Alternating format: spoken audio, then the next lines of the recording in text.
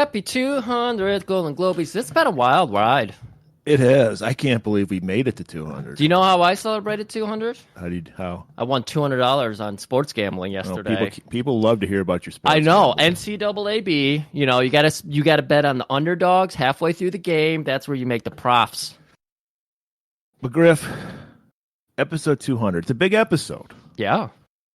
Big movie. Okay. Big Canon? guest. Oh. Of course it's canon. Golan-globus Theater, of course it's canon. Even though it's been 3 months since we've done a canon movie. It's something like that. We got to do it for the 200th. Well, yeah. And we got to have a big guest. Okay. And I got the biggest guest, Griff.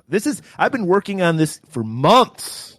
Talking with this guy's people, back and forth, negotiating, demands.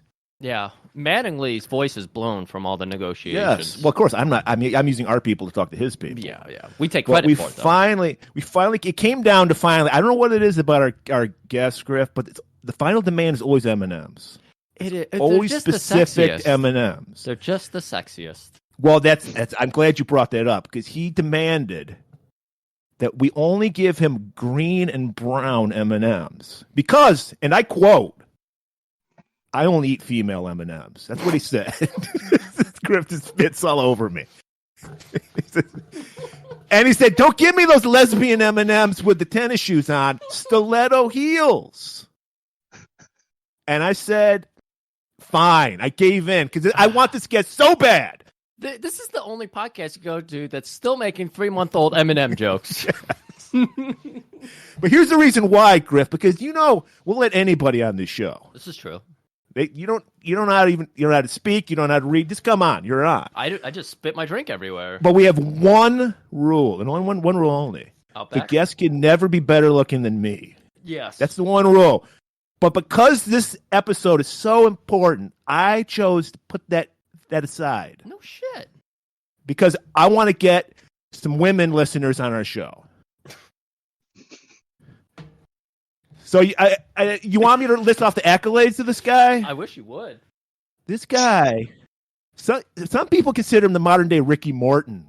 That's how hot he is. Look him up, kids. All the teeny boppers in their training undergarments soaking wet when this guy enters a room, Griff. Well, you're already wet from my drink. Yeah. Rock star hair for days. Oh my God, months. This guy has a permanent spot reserved for him in Jim Cornette's hot tub if he ever wants to take it. Oof. That's how spectacular this guy is. That's an elite class right there. Of course, I've never been invited to Jim Cornette's hot tub, and I've tried. He won't even let me buy the hot tub action figure. If anything, he'll stab me with a needle in the hot tub and then throw me out. So without further ado, I'm going to introduce this guy. That's a good idea. Hailing from Austin, Texas, he is the former WWE Cruiserweight Champion. He is the former 3-time WWE Tag Team Champion of the world. He is Paul, don't call me Jones, London. I'm throwing a smoke bomb down right now. Yeah, can you see that? No, he can't. Yeah, he disappeared. That's right. I'm behind you. That would be great. Oh, thank you. Nice, that is very nice of you. Nice intro. I'll shuriken you last. Thanks, guys. Thanks for having me. Those M&Ms were quite tasty too. Once I got them out of the police station, yeah, they're very bookable at the cop station. The right kind of high heel M&M stiletto, exactly M&M hookers that I'm all about. So thank you. Now, do you eat the green ones first or the brown ones first? I mash them together. Oh, you mash them. Okay, you gotta. I like to see M&M on M&M action. Oh, Jesus. We don't need to get... This is not an After Dark episode, so we can't get too into the weeds with the sexualization of candy. That's okay, yeah. I eat them in my hot tub, same time. They won't melt because of the candy shell. Exactly. That's right. That's right. Oh, God. Well, we have very important questions that we have to ask every first guest. Right. Our first-time guest, we always got it. The first question is, who was your guy growing up, your action movie guy? Yeah. Oh, man. Well, I did grow up with healthy doses of Jim Cotta. That was definitely one of my favorite. Wait, you watched Jim Cotta as a youth? Yeah, no, I loved Jim Cotta as a youth, even though Kurt Thomas never really did any other films after that. I think they were excited. Yeah, I think that was it. They were just like gymnastics and martial arts. That didn't go how we planned. Okay, no more. So, definitely loved Dudikoff quite a bit. You know, he was like the James Dean of canon. I mean, that's what he's going for. That's for sure. Yeah, he's going. Yeah. Whether he succeeded, we don't know. I think they referred to him as that at one time, you know, when they sold him on being Peter Parker for their failed Spider-Man attempt. You know what? I'd give him an 8 out of 10 for Peter Parker. I think he'd kill it. Imagine Dudikoff doing some quips. No, I can't. I agree. I mean, I think he was probably a bit old to be a Peter Parker by this point, because this would have been after his American Ninja tenure. But yeah, no. So I was a Dudikoff guy, definitely a Jean-Claude guy. Okay.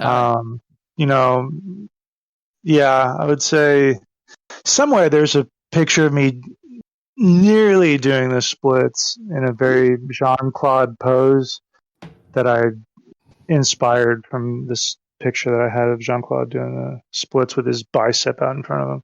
So yeah, I was a big Jean-Claude guy. That was my guy. Loved most all the ninja characters in G.I. Joe. I grew up on G.I. Joe, you know, like probably most of us did. But in terms of action stars, yeah, it was definitely Jean-Claude. Man, yeah. How about Seagal? You know, I never got into Seagal because he, like my mom at the time, dated a guy who had a kind of a greasy ponytail, and it was very reminiscent of Seagal. And I don't know, it just didn't. I didn't like it. I didn't like his ways, and You're gonna fit in right here on this podcast. We shit on Seagal all the time, so. Right. Oh man, yeah. He I don't. Have you ever seen him do a kick? Like, has he ever done any kicks? Like, I mean, even back during like Marked for Death and Hard to Kill. I don't know. He might have done a front kick at one time. He's done some front kicks. He's never done a roundhouse. No, he's not a roundhouser. No, yeah, he's pretty. It makes sense for him though, because he's a fucking towering blobby guy. Well, he went from being a just rail of a human being to a blobby. Went from being skinny fat, to just fat. Yeah, he never had any muscles. That's I would hate to have anybody in my life who reminded me of Steven Seagal. To go through that in your young age, I imagine there's a lot of therapy you're paying for today. Still going, yeah. Still going, yeah. So you can just send that bill straight over to Steven Seagal's people, I think that's all the way in Bulgaria or Russia or wherever he's at right now. So well, we already did Russia last week. We can't go back there. Everyone was ashamed probably of us. A general in the Russian army right now. He could be. He is practically Russian, I think, at this point, isn't he? Yeah, he's definitely got dual citizenship there. Yeah, that's right. Oh my god, I forgot about that. Well, let's bring this back to ninjas. Is that yeah, okay? No, I agree. Yeah, please. He would be an awful ninja, you know, like he definitely would be. This round mass of just black garb. Yeah. I'm gonna guess, Murray, your ninja is gonna be Sho Kosugi. Yeah. Mine, of course, is Franco Nero because of the mustache. And I just relate to him. Paul, do you have one ninja you think you would pick out of the bunch? I mean, definitely Franco Nero, just because he's from Texas. Yeah, he's Cole from Texas, man. You know, and he's you know, why from not? Texas? He's from Italy. What are you talking about? The character, man. Come on, Cole. His name's Cole because everyone in Texas is named Cole. You know, just from the ranch. That's a real American name. I'm only now putting this together. My favorite ninja movie growing up was Three Ninjas, and one of the characters' name was Cole, and I never put that together. Was he from Texas? Maybe. Maybe. Yes, this kid was from Texas. The rest of his family was from Connecticut, but the one son was born in Texas. Little bastard. Little bastard. We found out before we started this episode, we were just getting warmed up, chatting with Paul a little bit. He's got a certificate in ninjology. That's right. Ninjutsu. Oh, ninjutsu, excuse me. I thought he did the chemical mixing. I was back and forth. I didn't get to hear the whole conversation. It's actually a dual certificate. It's ninjology and ninjutsu. Oh my god. So you know all the compounds, you know how to make your own smoke bombs, I imagine? Absolutely. There's a lot of chemical warfare involved with making your own smoke bombs, poisoning people, putting the right amount of poison on your little tip ring that you can just kind of tap somebody and they'll go to sleep forever. Yeah, your gold thumbtack ring. But just That's right. Don't tell Tulsi Gabbard that you have any kind of chemical compound labs going on because she'll declare war on you. Oh, no. And if she tries to, I'll put her to sleep too. Being a ninja is about being secretive, Griff. That's right. Yeah. That's right. No, I did lots of training as a kid, man. Sneaking around neighbors' houses, climbing their roofs, all sorts of ninja techniques, hiding in trees, rolls, getting the dog shit off your back when you roll through it. Come on. Were you a ninja every Halloween? Ooh. A good amount, yeah, a good amount. And I would just wear whatever martial arts outfit I had and put some kind of rag around my face or something. I did have a ninja outfit once that I ordered from Black Belt magazine, but I always felt that they were too, I don't know, not the best quality. I was like, I can't fight and kill people in this outfit. It'll rip like right at the crotch and then you'll see everything. So I always wanted those to be better quality. My tabby boots were well broken in. My tabby socks came in handy as well because you can't wear regular socks with your tabby boots. Oh, that's right. You have to have the It'll chafe the inside of your toes. Man, that's like so many ninjas too. Like the beginner ninjas. Well, you get calluses. You can get me when you're a ninja. Come on. Yeah, these are pros. I don't know. You got to have that special sock though. We actually did. Right. I have a friend who likes to wear socks with sandals in the summertime. I would kill him immediately. Oh yeah, no, that's what everybody says when they see him. Hi, Sam. He doesn't listen. But we actually were going to order them. They make those special socks that you can order, and we were going to get them a 30-pack where it had the split for the camel toe socks. We were going to get them a special camel toe sock. Super thoughtful. I mean, I wish most of those socks and sandal nerds would wear that because at least it would look appropriate. A little bit. Yeah, a little bit more appropriate. Instead of the goddamn hiking socks, and it's fucking terrible. Paul, am I mistaken? Are you? I hate to say this, and if you're not, I apologize. But are you a Lauren Avedon fan? Huge Lauren Avedon fan, and I don't know if that's offending anybody. I don't give a shit because the guy's awesome. But see, the thing is, I grew up on early seasonal films and stuff. Like obviously, like No Retreat, No Surrender was incredible. But again, I liked the Jason Stillwell character, even though he left and went on to do like soap operas and stuff like that. I'm trying to remember his name. But then when I saw No Retreat, No Surrender 2, I didn't have an appreciation for Avedon at the time because I was still young and I still had part 1 well ingrained in my head, and I was so bothered that neither the main guy and Jean-Claude had come back. Apparently, the rumor was that Jean-Claude was afraid they were going to get raped by Cambodian pirates. I'm not even kidding you. And that was why he talked. God, the name's really bothering me. Why I can't remember his name, but the main lead. His name? No, nobody does. No, he's a solid actor. But he had gotten kind of like a soap opera gig on the table already, so he didn't mind not coming back. But they were both contractually obligated to come back for part 2. But looking back on it, that was the first time I saw Lauren Avedon, and I didn't know how to appreciate it because there was like machine guns and all this. It was such a departure from part 1, and that was Matthias Hughes' first film. But since, I mean, Avedon's incredible. I'm bummed that he didn't really become a bigger star. Like he turned down that PM deal that went to like Don the Dragon Wilson, and that's well documented. He had held out for like a bigger deal, and it kind of just blew up in his face, and he ended up not getting really any deal after that. So he blames himself for that. But yeah, Abaddon, are you guys? I take it y'all are not. We're not fans. He floats. What is it about? Is it that he wears his trucker cap like floating on the top of his head? On his head. He wears oversized 8-ball jackets. Like, what is his deal? He does have the nerdyisms to him, but like, and he's super emoting in certain ways, which I could see how that could turn people off. But I think that adds to the charm, man. It's like this guy's just like a big nerd. And also, if you see him, he's in an episode of Baywatch where he actually gets beat up by we're watching Mitch Buchanan. Okay. Yeah, it's and also Kamel Krifa is in this episode, who played Tong Po in Kickboxer 4. What? Yeah, and okay. Kamel Krifa is also the he's behind the table, like he's a club guy in Double Impact who kind of leans over and looks at Chad, like the LA Jean-Claude, who's wearing like the short shorts, and he kind of looks at him like, "No, I'm not sure about this, boss."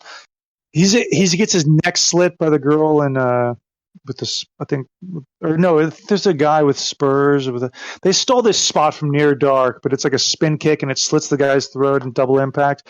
But that's Kamel Krifa who gets his neck slit, and he's in that film. But that's the same guy who's Tong Po in Kickboxer 4 with all the prosthetics. But anyways, he plays a fight promoter in this episode of Baywatch, and Lauren Abaddon's like the big heel, who's from he's from Mitch Buchanan's past. Nice.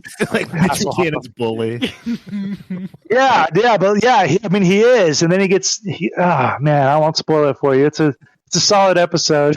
Well, we might have to bring you back. Paul, I was just gonna say you basically episode. signed yourself up. We're gonna be hitting you up to do that because that sounds right in our goddamn wheelhouse. And we get to see 80-year-old fucking Hasselhoff beat up Lauren Abaddon with a hat floating. Oh man, yeah.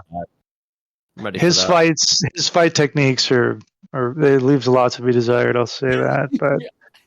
I mean, as much as you guys may not like Abaddon, you're just gonna be like, "There's no fucking way."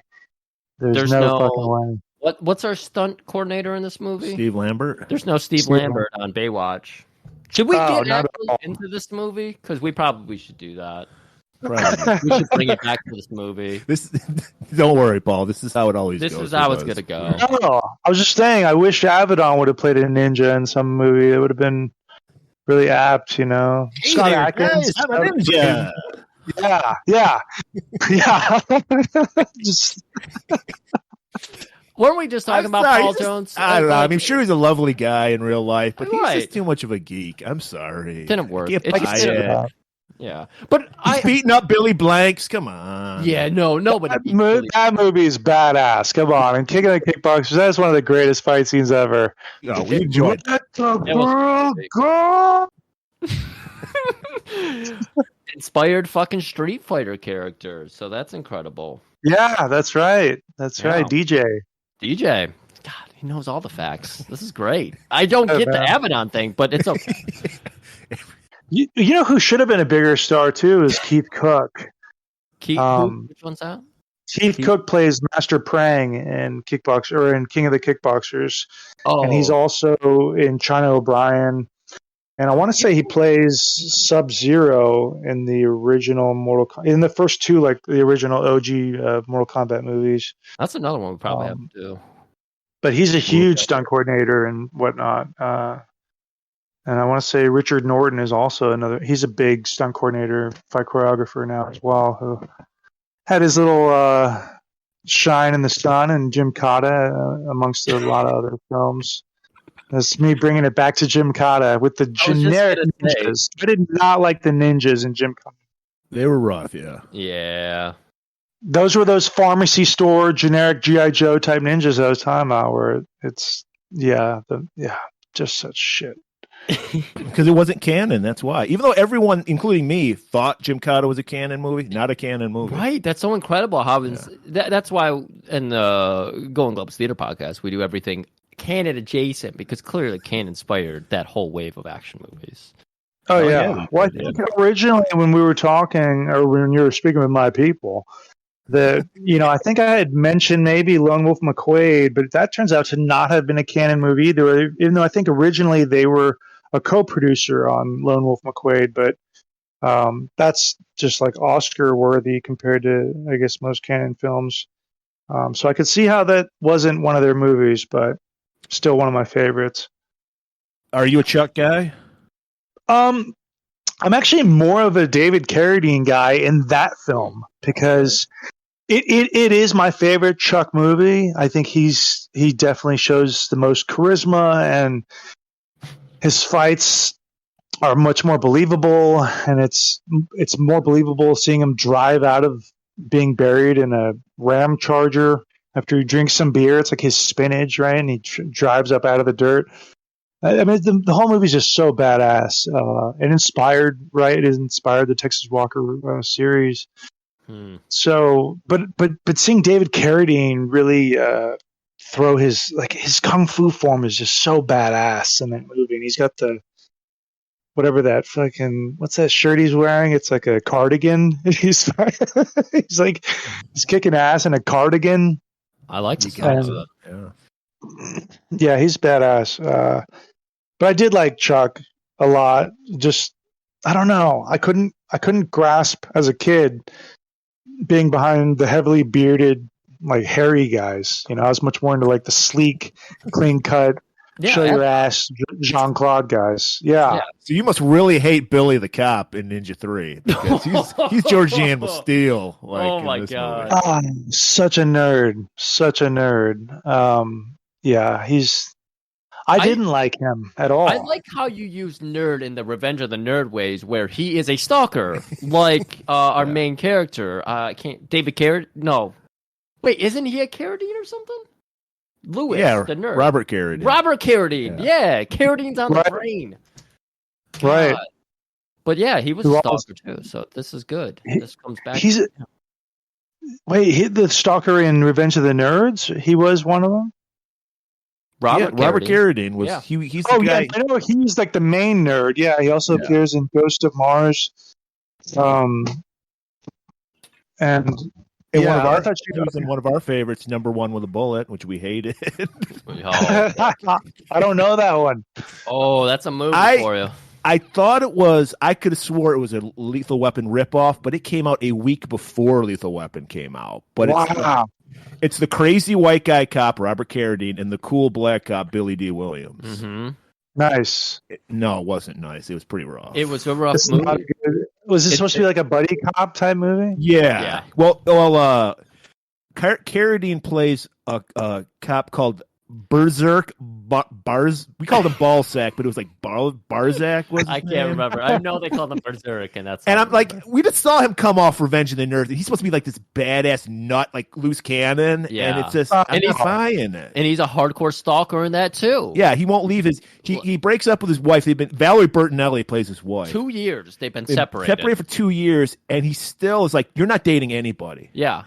And he threatens people that come to pick her up. It reminds me of a cop in the movie we're covering today. We're bringing it back to this movie because at some point we do need to end this. Yeah. We do need to get to a trailer. We do. And we do need to spend 9 more hours. Because I'm going to talk about Sho Kosugi for like 2 hours. Yeah, we had a Kosugi episode, and we don't have many of these left. I know. This is a bittersweet episode, Griff, because as much as I love talking about our 2 favorites, Sho Kosugi and Steve James, they did so few movies that every time we do one, we're one closer to the end. So you got to save it for big moments like the big 200. Right. Yeah. Because we only, as far as I know, we only have one other Sho Kosugi movie, 9 Deaths of a Ninja, is the only one we haven't done. It's depressing.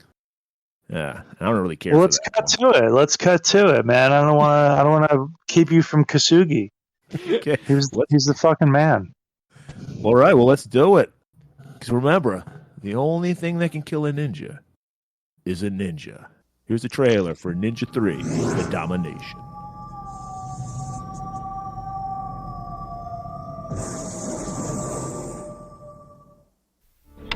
He is the most feared and powerful warrior. A ninja who breaks from ancient tradition and explodes onto America.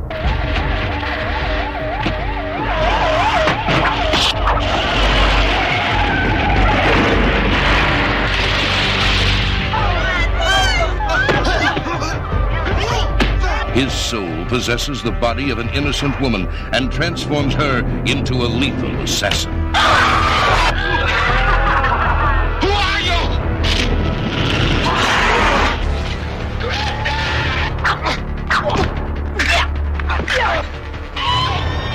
I want you to help her. Only a ninja can destroy a ninja. Her only hope is Yamada, the master ninja, who has been sent to destroy him.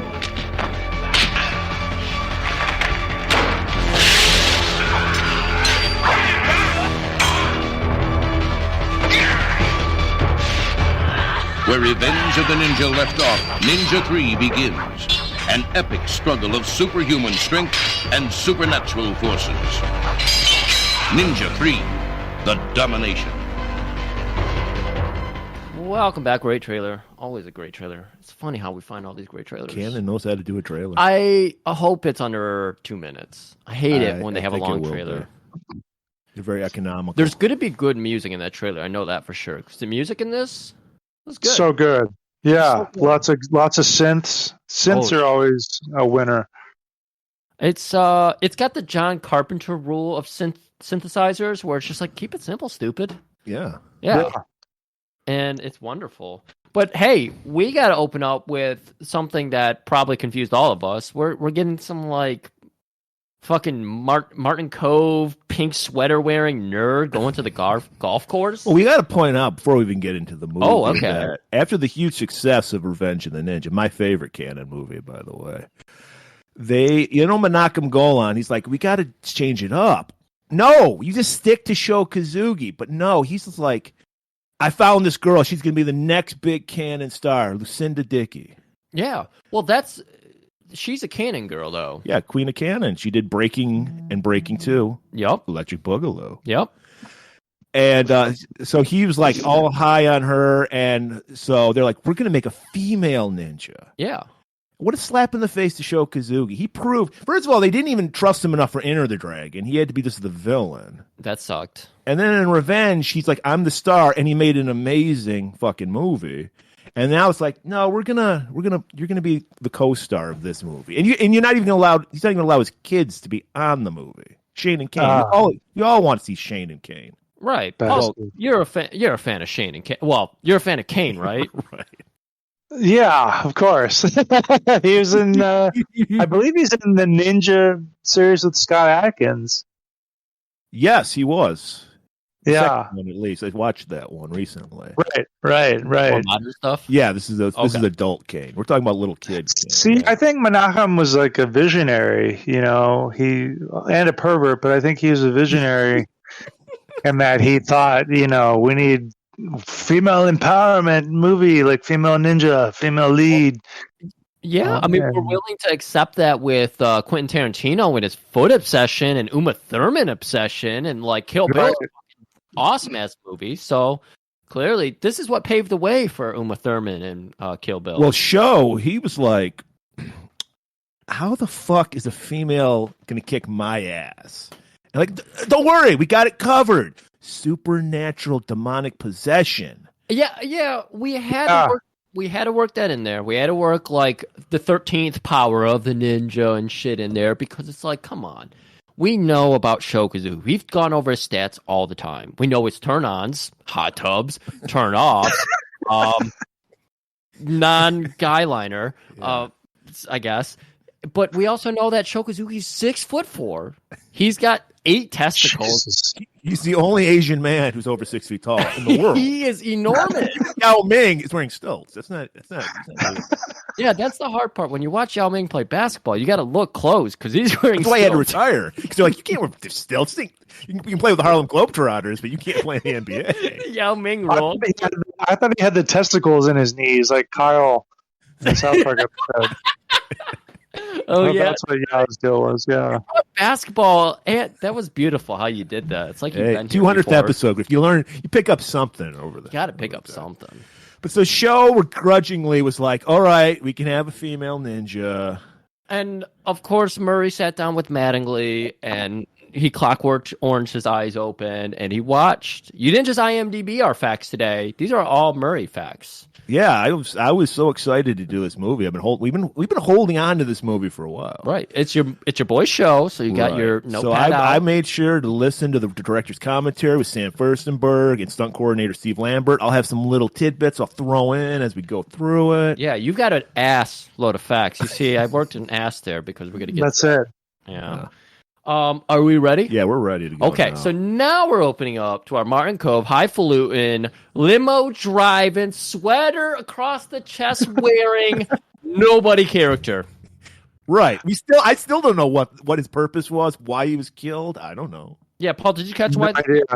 Okay. I was looking for that. No, because they cut to it starts with the car driving through the desert, filmed in Phoenix and Greater Phoenix, Tucson, Glendale, Arizona. By the way, I think the original Enter the Ninja was Philippines.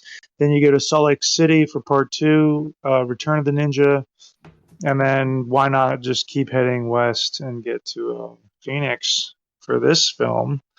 And so we see him driving through the desert. We see the ninja before the golf. Actually, we see the dark ninja or the black ninja. He's referred to as the black ninja, isn't he, in the credits? I think. Yeah. He's black ninja. Goes into his cave and. Fortunately, his ninja cave's right next to where he's got the golf course where he has to do his assassination. Yeah, right. And he's got the it's almost like the Fortress of Solitude for ninjas because he's got his weapons and stuff under this glowing rock. Right. He gets his weapons, he gears up, and he's like, who the first people I see, I'm going to kill them. And why not kill golfers? Because they're not athletes. They're just a bunch of rich fuckwads. Oh, Phil Mixon, you're on fucking point, dog. That's right. So he's already in trouble. He stepped out of the recent golf tournament. Yeah, I know about these golfers because my brother plays golf. His whole family's into golf. Yeah. Well, show him this film. Yeah, so I love this because he's got an entourage to play golf. He's a very important person because he has bodyguards. Yeah, let's limousine. I didn't get it. I don't know what the target was other than just like you said, it's an assassin. But see, you would think an assassin would need to have a motive behind who they're assassinating. So that completely slipped by me as well. I'm glad I'm not the only one. I don't think the writer of the movie even knows what this guy was. I will point out, okay, there is a line in this movie, I forget, it's a total throwaway line that plays into the plot. So it's somehow a throwaway that plays in the plot. But he does say, he went after this guy who's of this importance. I don't remember what that important. I think he was the president or vice president of some company. Okay. But that doesn't play a huge role, obviously, in this movie because he's not going up against Silver Shamrock or some shit like that. And it wasn't like a senator's son. But you obviously know this guy's highfalutin. He's got the girlfriend in the fucking purple with no bra on, so you know he's important. Right. And he's got a sweater across his chest. Yeah. Yeah, she gets killed before he does, and I do like the crushing of the golf ball being just kind of like a cheap little bird egg or something. But if you're gonna golf, you have to golf with people that are willing to go get your ball for you. Not just some normal lackey. What do they call the golf seconds? What are those guys? Caddies. Thank you. You can tell. I pay attention to golf. Oh yeah, they got very powerful hand wedges. I'll say that. I'm more of a mini golfer. That's as far as I go, man. That's. If they had redone this scene like mini golf style, that would have been pretty badass. You could have had him pop out of the windmill. That just shows you how innovative Sam Furstenberg is. Have you ever seen a ninja attack on a golf course? This looks like a fucking jackass setup, He had an air horn and blown it. Yeah. But instead what we're getting is the guy fucking drives like a wuss. He can't hit the ball very well, so it shanks it into the woods. And there we have our ninja. We just saw him fresh out of the cave that is somehow there, very... Maybe it's so mystical the cave travels wherever he goes. I mean, we are bringing a lot of mysticism into this movie. Yeah. Because We're going deep into the powers of the ninja. Exactly. That's why I said the 13th power of the ninja, because we know of the 9. And we've taught our audience all about the 9. But now we're like into some weird cave territory. Yeah, there's at least 47 powers of the ninja. There's got to be. Yeah. Like, this isn't gore. It's like Scientology. Ninjas. You have to like go to each new level. Oh, so the Black Ninja paid a lot. Yeah. Okay. That's why he's assassinating people. You got to make money. All right, of course. So as he shanks his ball into the woods, of course, he's not going to go get it. He's got to impress his lady with him. Tyler, I'm going to call him. That's kind of a highfalutin name, right? Tyler? Absolutely, yeah. I thought it was Tyler. He looked like that's a very golf douche name. Yeah, it just reminds me of like that Wonder Shows an episode where the perfect kid, Tyler. Yeah, Tyler. Of course, Paul knows about Wonder Shows it too. Love Wonder Shows it, man. So Paul's, of course, Tyler, of course, is just looking at his number one hand shanker. And he's like, "Yeah, go get that ball for me." And so he goes out to get the ball, and there we see our ninja. Perfect eyeliner on this ninja. No smudges. What is it about ninjas and the eyeliner? I don't know. It just makes the eyes pop. How many days into your ninja classes did you have to learn how to apply your eyeliner, Paul? It was part of the online orientation, but this is back in early, so this is before online, but it was like a pamphlet that they sent us. You had to send ASCII art of yourself with like eyeliner. Remember the thing where you had to draw the turtle or whatever? It was like an art school thing where it was like, can you do the turtle? This was like, can you do the eyeliner properly? Yeah. And if you can't, you're in. You're expected to show up with it around the eye.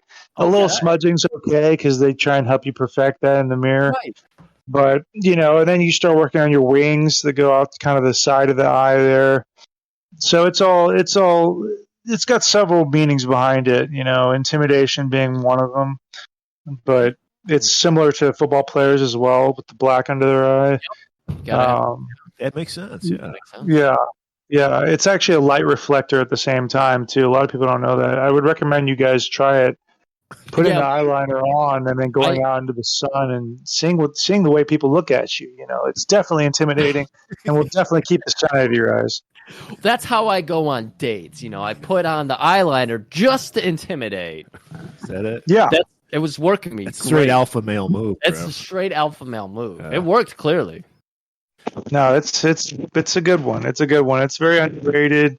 I think it is coming back. I've definitely. I think the golf clubs are trying to claim it, but no, it's straight ninja stuff there. So styles are what do they say, cyclical or whatever. Yeah. Time is a flat circle. Mullets are back. Guy liners coming back. It's all coming back. So absolutely. I went to a show last week. Everyone had a guy liner on. It was the only one without. Wow. You didn't earn it. I didn't. How did you feel? How did you feel when you? I mean, you must have felt kind of naked, right? I'm used to feeling like an outsider, so it just felt comforting to me. Oh. I was a stranger in the crowd, and that's a feeling I've been missing during this whole COVID time. So it was okay. Anyways, well, you actually were a ninja then in that crowd because you were the one truly in disguise, and you stood out. That's what I think. Everyone's trying so hard. Griff's just being Griff. That's it. So anyways, we got the hand shanker coming out to get the ball, throw it back on the fairway, and there in the brush, she's like, is that a fucking ninja? But of course, this is like the 8th movie in the ninja series, but still no one knows what a ninja is. No. I love that. They're so secretive. And he's not wearing the basic black ninja outfit. That's one thing I did like a lot. Well, just it blended in with the earthy surroundings. It's a very earth tone ninja, So I thought that was ninja. Very smart ninja. So he's gonna jump out, and he's like, "I see my opportunity. I'm gonna intimidate this." I mean, this was a big guy, and he is a smaller ninja, so he's gotta do a little intimidation factor. And so he grabs that golf ball and he fucking crushes it with just his fingertips. There's a lot of ball crushing going on in this movie. Yeah. Furstenberg was like, the only way to demonstrate strength is to crush some kind of hard object. Right. That's it. So he crushes the fuck out of that golf ball. And, our giant hand wedger, he's just like, I don't know what to do with this, so I'm going to punch you in the face. That's the guy you want protecting you. Whenever they see something that mystifies them, they just go, I'm going to punch it. So he tries to punch the ninja, but the ninja's got fucking agility for days. We start throwing the shurikens everywhere, right? He hits a guy in the face. He takes out the first guy, but he doesn't stab him, so he makes a noise. And that's what alerts everybody else. So then he has to go into throwing shurikens, and then one guy pulls out a gun and holds it there for a second and just looks in awe as our fucking black ninja pulls out a little blow dart. And a giant dart, though. It was a giant dart. It was a straight up metal rod. He shot a lawn dart at that guy. I don't know how it fit in the pipe, and it went right down the barrel of that gun. Gun blew up in his face. Hole in one. Golf. I like that. Yeah. It's a metaphor.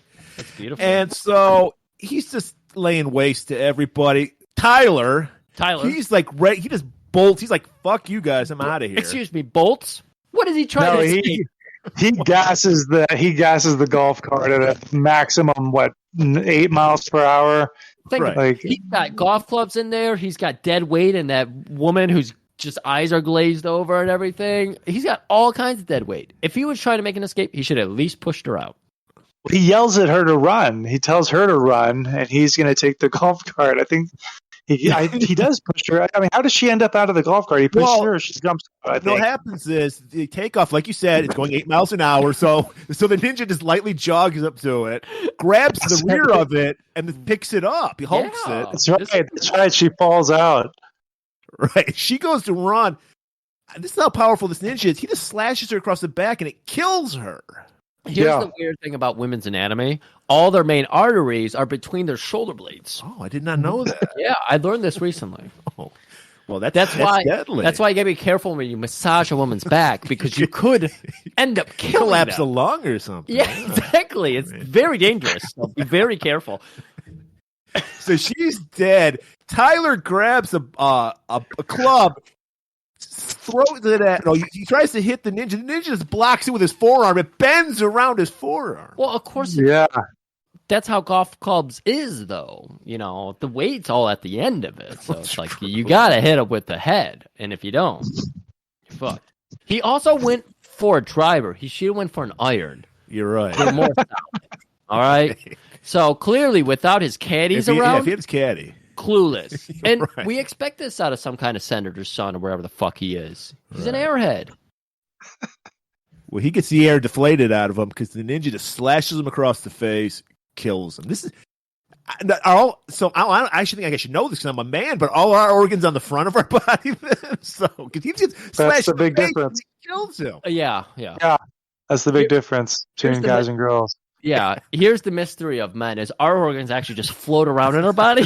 They're always moving, and so that's why some days you have like a bellyache. It's because it's like a cycle. It's like full moon. Your belly is lining up in the wrong way with your liver, and it's just everything's going the wrong way. Human body is amazing, guys. So job done. He killed his target. Ready to have a beer at the 19th hole and call it a day. I like that you use golf terminology. Right. The 19th hole. Right. So he's getting ready to just party it up. For the first time, we talk shit about cops all the time and how their just hands are tied. Right. These are the fastest responding cops ever. Well, when you're rich, you get served. Yeah. It's a private course. You can tell it's a private course. They have their own police force. It's also the police force in Phoenix or whatever. You see the two cops on the bike drive, I want to say, right past the ninja, right past the black ninja without kind of doing like a flanking thing. They just figure they just kind of observe him. So then there's the one on the car, I think, coming up behind him. So, yeah, the techniques are definitely questionable, but this is very much how cops react. One guy, they're looking for one perp. The SWAT team is just called out. Like there are a million cops. The entire Phoenix police force is called out to get one guy. Yeah. With the jailbird, which comes along a little bit later, but that leads them. He lures them towards the lake, doesn't he? He lures them towards the lake, and then Yeah, we got a lot of fun scenes here because And by the way, Steve Lambert, the stunt coordinator, he plays practically every character in this stunt sequence. he was literally pointing it out. He's like, I'm driving there. I'm the guy in the helicopter. I'm the ninja there. I mean, literally, he's playing every character. Yeah. That's like Kung Fury, if you think about it, right? Like where they have the police department, which is the same. I think it's the same actor. Have you all seen Kung Fury before?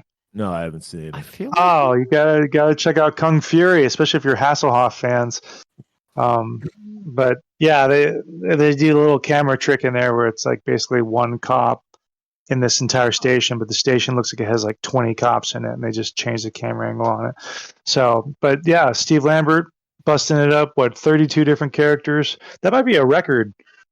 Probably. Yeah.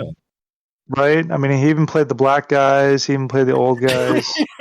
Whoa. This was 83. We could do that. Yeah, it was still acceptable. Yeah, okay. He plays one of the motorcycles, I think. He's also doing like some Transformer shit. Yeah. It's pretty impressive. Tape deck later. Very impressive. Yeah. Well, I'm glad you brought that up, Paul, because we're talking about motorcycles. Robbie Knievel, the son of Evil Knievel, is in these scenes on the motorcycles. So that's awesome. Yeah, definitely a lot. What would you, if you were a risky stuntman? I mean, would you rather jump across a death-defying gorge or go after a ninja? I mean, either one's pretty death-defying if you think about it. Yeah, I mean, it depends on the ninja. That's true. Well, no, I would take the gorge. You know why? Because only a ninja can destroy a ninja. So I'd have no shot. Am I trying to kill the ninja though? Gorge, I might live. I can't stop a ninja. I'm just trying to observe and report. So. You see any eyeliner on me? No, I'm dead duck if I'm fighting a ninja. But again, observe and report. So we get a nice moment here, and I know all about golf courses and the back roads because I used to work on a private golf course. Wow. This is very true. From age 17 to 19, I worked as a private groundskeeper. And so he's on the back roads here, and there's always back roads at a golf course. And he's just on a straight old runway. So the black ninjas, he's in trouble here because cops bearing down on him. And I don't know if you know this about cars. They're faster than ninjas. So the car catches up to him, but the ninja, of course, has ninja agility. So he jumps, does a couple flips. By the way, no cables at all on the stunt work. This was straight old school stunt work. Beautiful. Steve Lambert's like, that's me on top of that car. Beautiful. Nothing's holding me down. So, Murray, you bring us right there to it. He lands on the top of the car. And what does a ninja have to him? About 1.5 million devices. This is James Bond level devices. And what we're talking about is a sword. So the first thing he's going to do is he's got a passenger in the cop car trying to shoot up at him. So he's going to put his sword right through the guy's head. Yeah. Kind of. Well, I think the cop shoots up, doesn't it? Because that's what you would do as a cop. You would shoot through the roof of your own car. Right. To get the guy above you. Yeah. Then give him a perfect hole for his sword, for his katana blade to fit right through, go right into the back of your head. You're done. I mean, day one of cop training is your gun is a microphone and you can't hear them unless you open your microphone by shooting it. So that's why everybody shoots first, is because I need to hear you. Let me just shoot you real quick. Okay. That's how it works. And then remember, Black Ninja Supernatural. So for the driver, he just punches through the roof of the car. He put on like a spiked knuckle thing. Okay. Bear claws. Yeah, bear claws, yeah. And takes out the driver. The usual cop bear claws that they eat. Right. So this one, definitely. Very ironic death. Very ironic death. It is. Yeah, I'm telling you, these guys were visionaries, man. Furstenberg, Golan, Globe. I mean, these guys are amazing. They knew what was going to come. That's why we do this show. That's right. So then he does. Then they go bring it. Get to the chopper. They call it the chopper because they're like, "This is serious business. We need a chopper." Right. We've got. So he's in the middle of this pond at this point, climbing a tree. Yes. He's got like a fire hose to help him climb up it. Right. Because it's too wide around for him to do alone. And he apparently disposed of his bear claws that he could have used to climb into it. So he's using like a fire hose type apparatus. We've got motorcycles flying into this pond and shit. Robbie Knievel, apparently. Yeah. But we Yeah. see Great car shot. The trunk flies open as it flies out. it was very good. Practical effects, everybody. In one cut. Like one shot of it. We didn't have 4,000 shots of it. Guess like, who was driving that car? Steve Lambert. Steve Lambert. Yes, he was. He made sure to point that out. We're going to have to use that for everything now. So our Black Ninja gets to the top of, you know what? I'm not so good on my trees. I'm not an arborist. I dabble more in the botanist world. I don't know what tree this is, but he's got a palm enough. tree or something like that. It was kind of like a palm tree or something, but he's got enough. You know who played the palm tree, don't you? Steve Lambert. Playing the role of palm tree, Steve Lambert. That's right. If you And it's amazing because he's also playing the helicopter. It's like, how did he do that? if you pause the Laserdisc version, you will see his face in the tree and the helicopter. All right. So the helicopter, for some reason, decides, oh, man, you know what would be really cool is if we get real low to this tree that's here. Right. Just happens. Falls right into the Black Ninja's trap. Yeah. You know, I mean, okay. Did you get through this in your double masterate level of ninjutsu where you learned demonic ninja, like, mind control? It was part of the patience lesson. They said, you know, if you find yourself inside of a Steve Lambert-esque palm tree, just wait for the chopper to arrive closer to you because they will be curious. It's almost like when somebody gets killed in a movie and they have to walk up to them to make sure that they're dead. Yeah, this is similar. Yeah, it's part of that evasive, you know, it's called playing possum. That's what the Americans call it. You know, so in ninjutsu, it's just called patience. And so here came the helicopter. Yeah, they taught us all sorts of stuff like that, you know, especially when we're out in the paintball parks. You know, if you get hit with paintball, just lay there, pretend to be dead. Here he comes, then kill them with the bear claw, katana blade, shuriken, whatever you want to do, and then hide in a cactus. And so, you know, yeah, that was like second week education. Second week? Jesus Christ. This is like Force Awakens Jedi level of just like, it's actually really easy to be a Jedi, to be a ninja. Oh, it takes a lot of practice. Especially if you still live at home or something and your parents come up to wake you up for bed. You play dead in your bed when they're yelling for you to wake up. And then once your parents gets close enough, you kill them. So your parents are dead, is what you're telling us. Many times. They're all many dead. times. Okay. You brought them back with your ninja powers, of course. Well, yeah, you had to keep training. It's repetition. You got to practice. Oh. Wait, we learned from this movie that you can come back from the dead if you're a ninja. This is right. So that's right. What I'm hearing is it takes Ron Garvin level dedication, maybe 2-3 hours a week. That's it. So the chopper comes near the real ninja. Low. Ninja jumps, grabs the bottom of it. Steve Lambert hanging from this thing. No cables, no wires. It's just Steve Lambert hanging from a fucking chopper 40 feet in the air. I can't imagine the kind of wind viscosity that's happening here. He's just like cool with it. Well, his whole attitude is like, there's 8 feet of water there. That's all I need. That's all he needs. Yeah. We've seen Robbie Evil jump into it. Right. It's no big deal. So what are you going to do when your hands are full and you're hanging from a chopper? Well, you just put the shuriken in your toe boots. This is good. That's what they're there for. Tabi boots. That's what they're designed for.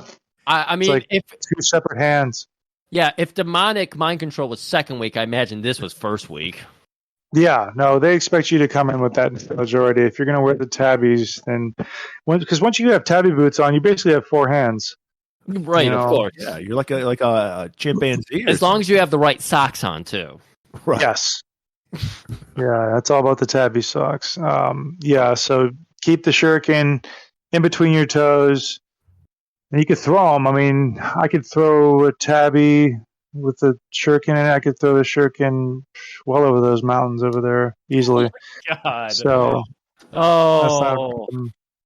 So this was a real basic maneuver that he uses to shuriken I think there's 2 gunmen, or he gets the helicopter pilot first inside the chopper. There is one gun played by Steve Lambert. Yes, and he gets thrown out, I think, and then the guy driving the chopper gets the shuriken to the face, right? Also Steve Lambert, yes. Also. Yeah.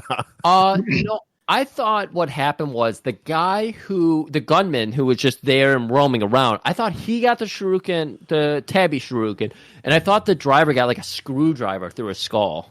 I don't. Yeah, like a little Tonka knife or something, I think, in the side of his head. Yeah.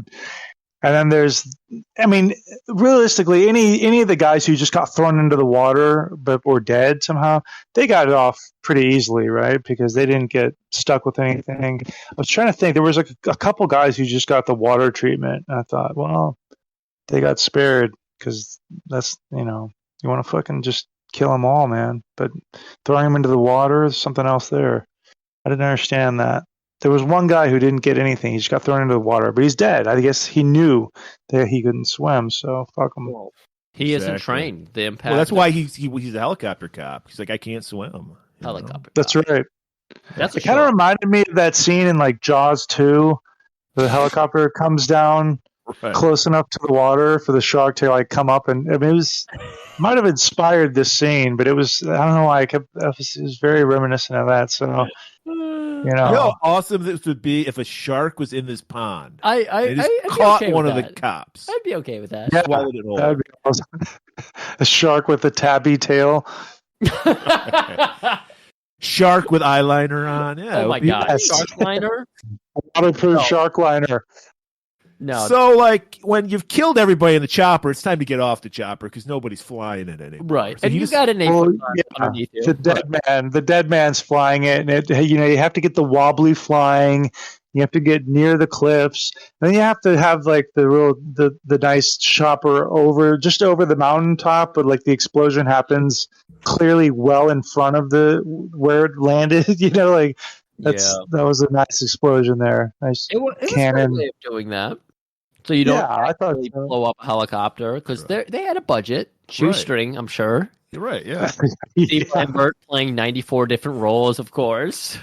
It's also setting off the explosion in the mountain. So, yeah, he was in charge of everything. That was a good explosion. Did you guys notice Steve Lambert in Chris's apartment? No. He was he was also Bouncer, the arcade machine. Yeah. Why wasn't this guy a bigger star? He's just humble. There's so many questions I have about Chris's apartment where we eventually get there. It's just a Spencer's gift she lives in, basically. It's a Spencer's gift. You're right. Oh my god. Jacky's fucking apartment ever. Even by 80 standards. Yeah, for sure. But we'll get to that. Ninja's still is fighting. This is an amazing opening scene. Okay, so the ninja has fallen into the water. Right. And he can land in 8 feet of water because he knows how to ninja land. Right. He does the Bugs Bunny move where he's got the bamboo chute that he's like breathing through. Of course. And the cops are firing down at the water, but Mythbusters has proven that bullets after they hit the water, right, they just can't do any more damage anymore. Right. So he wades through the water. He gets to another like back area. And again, I worked on private courses. There's all kinds of back. No, he actually, not only was he breathing through that bamboo chute, he had a dart set. So he comes out and shoots a cop with a dart with that bamboo chute.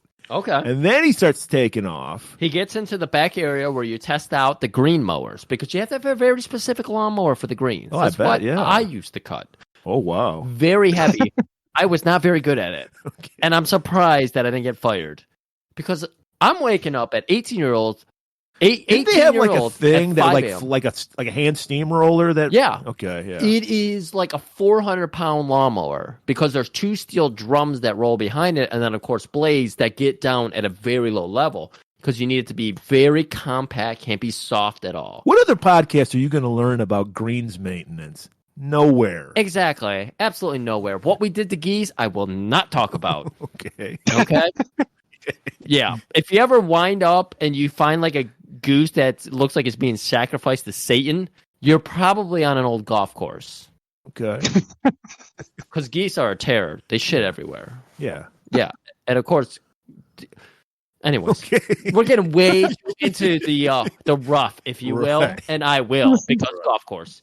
So now we're in the backwoods of this golf course, and our ninja, he's getting cornered now. He's surrounded. He's surrounded.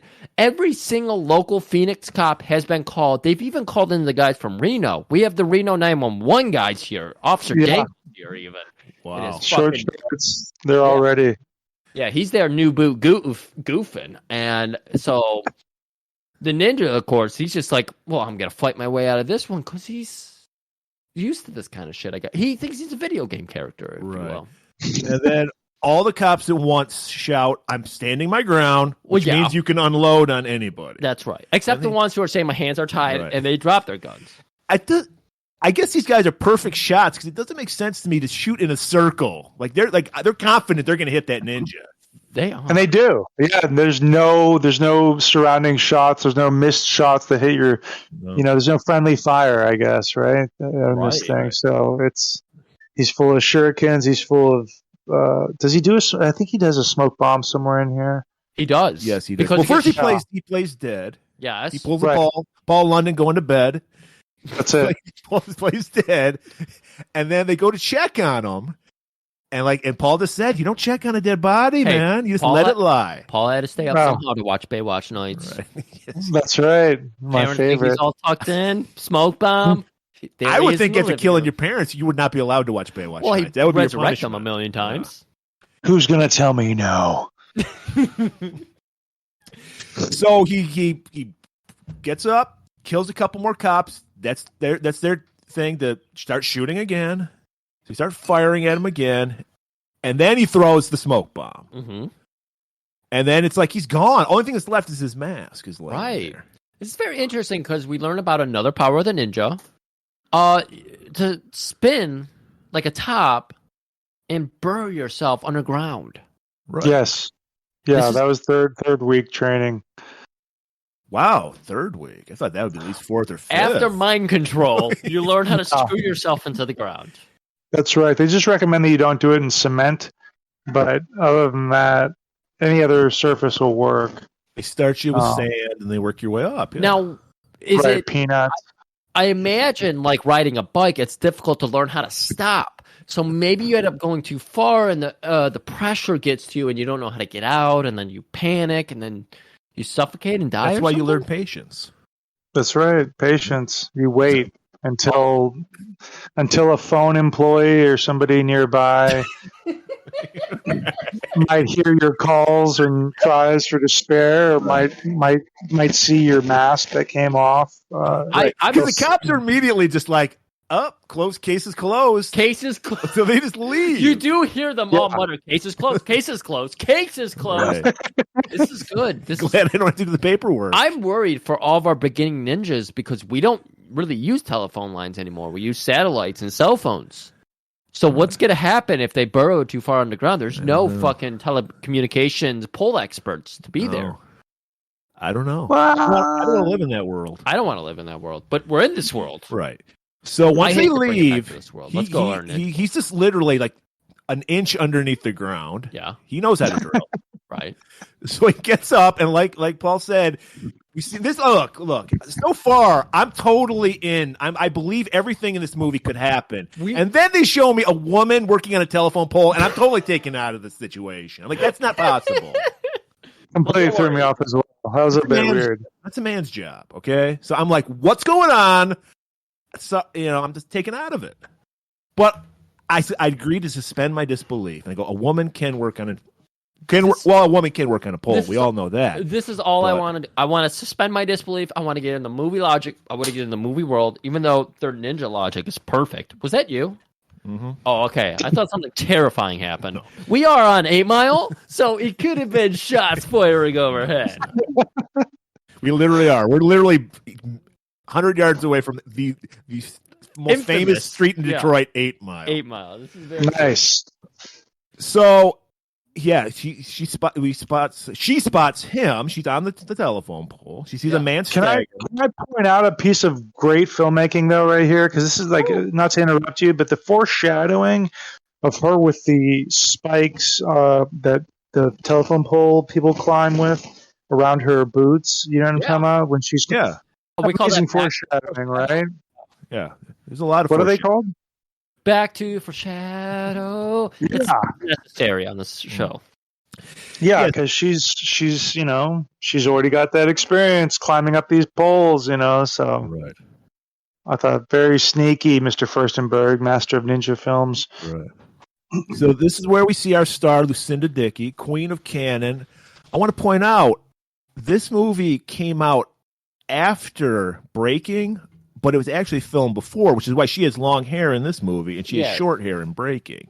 We must beat Street. Excuse me. Well, yeah, because you're the story. Breaking was from conception to in the theaters. It was like 6 weeks for Breaking. Yeah, literally. Breaking one. Yeah, because I heard golan-globus heard of another dancing movie. This was in one of those canon documentaries or whatever. Yeah, Orion was making Beat Street. Okay, because I knew there was another movie that was coming out, and they were like, "Nope, we got to beat him to it." Well, yeah, you had to, because I remember. I'm old enough to remember when breakdancing was like really huge, and right, it was like by '86 it was over, it was done, nobody cared. Flash so you had and to pan. Get that shit out. Yeah, just like again, the new Streets. No Retreat, No Surrender had its little breakdancing nod to it. But you guys have been mispronouncing it. It's break in. Okay, there's no G on the end, so let's clean that up. Right. It's the Midwest. Sorry, that's our Midwest accent. Yeah. we add letters to everything. Like if you ever hear us pronounce like our local grocery store Meyer, we always say Myers, Kroger's, Fresh Times, Trader Joe's. Not bad. I'm learning. That's okay. I mean, if you I've never said Kmart's though. I've heard people say it, but I've never said that one. I say Kmart's. Yeah, that's what my grandma used to say. That's how I learned how to say it. Yeah, but okay. Got to go there and put some shit on layaway. It's not layaways. Layaways. You're right. God. So she's a good person. She's like, I have to help this man. There's a ninja in need. So she climbs down, and then he starts attacking her. Right. Well, he looks in her eyes. He starts trying to do the mesmerizing ninja shit on her, right? Well, he's got the guyliner on, of course. Yeah. Ninja seduction. Yep. Yeah, of course. Which week of training was that? That's day one. Day one. Ninja seduction. Yeah, right. Does it only work? That's how they get you in the class. How exactly does that work? Is it just someone you're attracted to, or is it anybody you need to seduce? It's eye contact, and you look through the pupils, and you can see deep into their soul whether they're worth being seduced or whether you need to kill them right away. Oh, okay. So it's just anybody then. Yeah, so he saw something within her. It was probably the way she was climbing the pole, hence the foreshadowing. He said, oh, she's already got some experience. Let me transform my soul into hers. I'll start off a little eye action. Obviously, I've got the eyeshadow, the eyeliner. I wish he had eyeshadow. Actually, that would have been pretty good because ninja is the art of shadow. So brings her in, seduces her with the eyes, and then dies basically right in front of her, but not before transferring his breath and essence into Christy or Chris or however her name was. Was Christy or was it Chrissy? Christy. You really hit on a line of poetry there. Seduce with the eyes and die. That's it. Yeah. So, and then did he hand her the sword or she took it? I think it's right there, right? No, the katana. This is what the Black Ninja is all about. So at first she confronts him and he's all crazy and she jumps back and everything and she's running away. But then he uses the voice right out of The Preacher. Seth Rogen. That's my Seth Rogen. Seth Rogen is going apeshit for this scene because he uses the voice. Oh. And it turns Chrissy around. Christy. That's Christy. Well, it was confusing because her name tag says Chris, but they all call her Christy. Yes. I guess they couldn't afford the T and the Y. They wanted to make her more masculine because she's working a masculine job. Right. So they called her Chris. By the way, I'm not being sexist. So when I point out Steve Lambert was the guy climbing the pole. Yeah, everybody, when you're first watching this movie and you're hearing that 80s jam, dun, dun, dun, dun, dun, dun, dun, dun, dun, and you're looking at that ass, that's a man's ass. Right. And that's fine. But just know that's a man's ass. That was Steve Lambert. I don't know how he did. He played the pole and the pole climber. Amazing. How did he do this shit? I don't know. I need to know more about this guy. Steve Lambert? Yeah. Yeah. I want to know he was the Mike Stone of part 3. Oh, So she turns around, and that's when he's using the commanding voice and everything. And then suddenly it's like he's handing off the sword to her, and she just takes it because she's like, look, I work a fucking pretty shitty job. I need to make some extra cash. And when somebody hands you what looks to be to a novice, like an expert blade, you're like, I could probably go down to the fucking Mall Ninja store and sell this for, I don't know, $12 and 84 money. How much is that? That's $1,300. Yeah, exactly. For inflation. Easily with inflation. Yeah, that's a year's worth of food. Right. So of course she's like, yeah, I'm gonna take this sword and sell the fuck out of it. So now we're at the police station. She's a good citizen. She's gonna report what she saw. All right. She watches cops. She still. They thinks were cops are actually. good This guys. was actually a Phoenix police station. I guess Phoenix was such a ghost town back then. They said, yeah, you can use our police station for a day. So they were just like, Murray, we know that golf course wasn't in Phoenix. Phoenix didn't have golf courses then. You can't have real highfalutin people until you have a golf course. right. Which now we have too many golf courses in Phoenix. And the thing we know about Phoenix is they have no water. So they had to move the water over. This gets into too much side story. Yeah, enough golf talk. We move on. Yeah. Okay. So she's given her details, and then we see the true creep of this movie, Billy Secord, I think was his name. Yeah, Billy Secord. This is also where we see our first product placement. Short-lived, but very clearly a can of Coca-Cola. Is it product placement, though? Because she distinctly says, and this is some foreshadowing for later on, I do not, and I quote, use soft drinks. She did not say, I don't drink soft drinks. Yeah. She says, I do not use soft drinks, which we will learn makes sense later on. Because she likes to that's use true. drinks. Yeah. Right. No, she definitely makes it look like and sound like a drug. You know what I mean? Like, get off soft drinks. Right? Right. Oh, But guys. is dismay because then he offers her some candy. Like a true creep move. And if you, okay, I got to put it in here now. If you are an eater for soft or hard candies dropping on the floor like I am, and I don't even really enjoy candy that much. Have you ever had candy in my house outside of like a seasonal, like outside of Halloween? No. Exactly. You know what that hard candy is. And it's not a Skittle, which, by the way, out of 10, how excited are you that Skittles is bringing lime back? I don't even fucking care. I didn't even know it was missing. Okay, so apparently a 0. No. Paul, do you care that Skittles is bringing lime back? Yeah, I'm probably like a 12 on that scale. Oh, thank you. I'm a 19 because lime. Love it. We'll make sure to have the lime Skittles for next time you're on. Let's hope so. I'm not saying shit about Abaddon. I'm not sharing any of my Abaddonism. So, yeah, I got it. It's all about the lime, man. It's all about the lime. That's why like a Sprite is a ninja's favorite soda. Yeah, I didn't know that. That's a very interesting fact. Right. The duality. So you must be a big fan of LeBron James because he's all about the Sprite. Not at all. Total fake ninja. Fake Jason Oh. Voorhees. Can't stand him. No ninjas like LeBron James. They hate him. This is very interesting. We are learning a lot. Right, we are learning a lot. This is fascinating. We also learned that, like Griff pointed out earlier, that this guy was Tyler, who we saw die, and 5 hours ago when we started this is what I was show. all excited about a second ago until I got into my Skittles thing. That he was apparently some important guy, but why? But we knew because he had the pink sweater tied around his neck, and they just throw that out, and it's like, okay, that's all I needed. I didn't need a big thing, You're not going to bring up the thing I put? What- He's a scientist. Are you sure about that? Yes. Okay. I'm absolutely sure because I stopped and I was like, oh my God, closure on that character. He's a scientist. This is Dr. Fauci, everybody.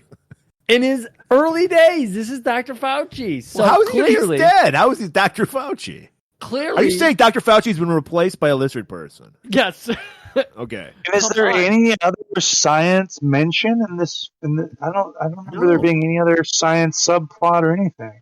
No, there isn't. But it makes perfect sense because it's the ancient battle between magic and science. Exactly. So he would have made more sense as like a clergyman or somebody that could do like exorcisms or something like. It would have. Yeah, a scientist. Oh, that would have made a lot more sense. Like the one he was a person- Christian scientist. How about that? Oh, Okay, cool. I like that. Christian Science. Okay. there we Good. go. So they just throw that away. It's like, you don't. This is a canon movie. We don't need to know why he was killed. He was just he's a scientist. Move on. Let's get some cool ninja shit. So like you said, Billy, like his next move after the Coke move, Yeah, is yeah, the yeah. M&M move. Well, okay. No, sorry. So here's the thing. Chris has figured out that nothing good is going to happen here. They're not going to figure out who the ninja is. They're not going to figure out what happened here today. So she's like, I'm fucking done with this place. Because Billy comes over and he's like popping buttons off his shirt. He's trying to expose that fucking burly ass chest of his. He's like, I'm the brawny man. I'm the man of your dreams. I can get you a soft drink. I can get you that cola. I can get you that coffee.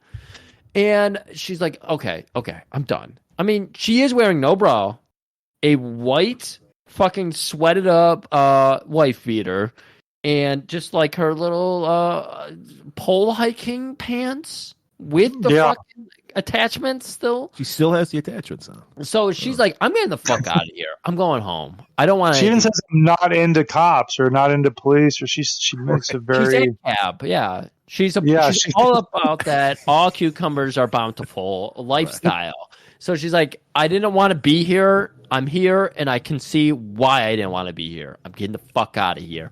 And that's when this fucking goon comes over, Billy. Of course, his name's Billy. You know, the only name I think of when I hear the name Billy is Lou Ferrigno in Cage.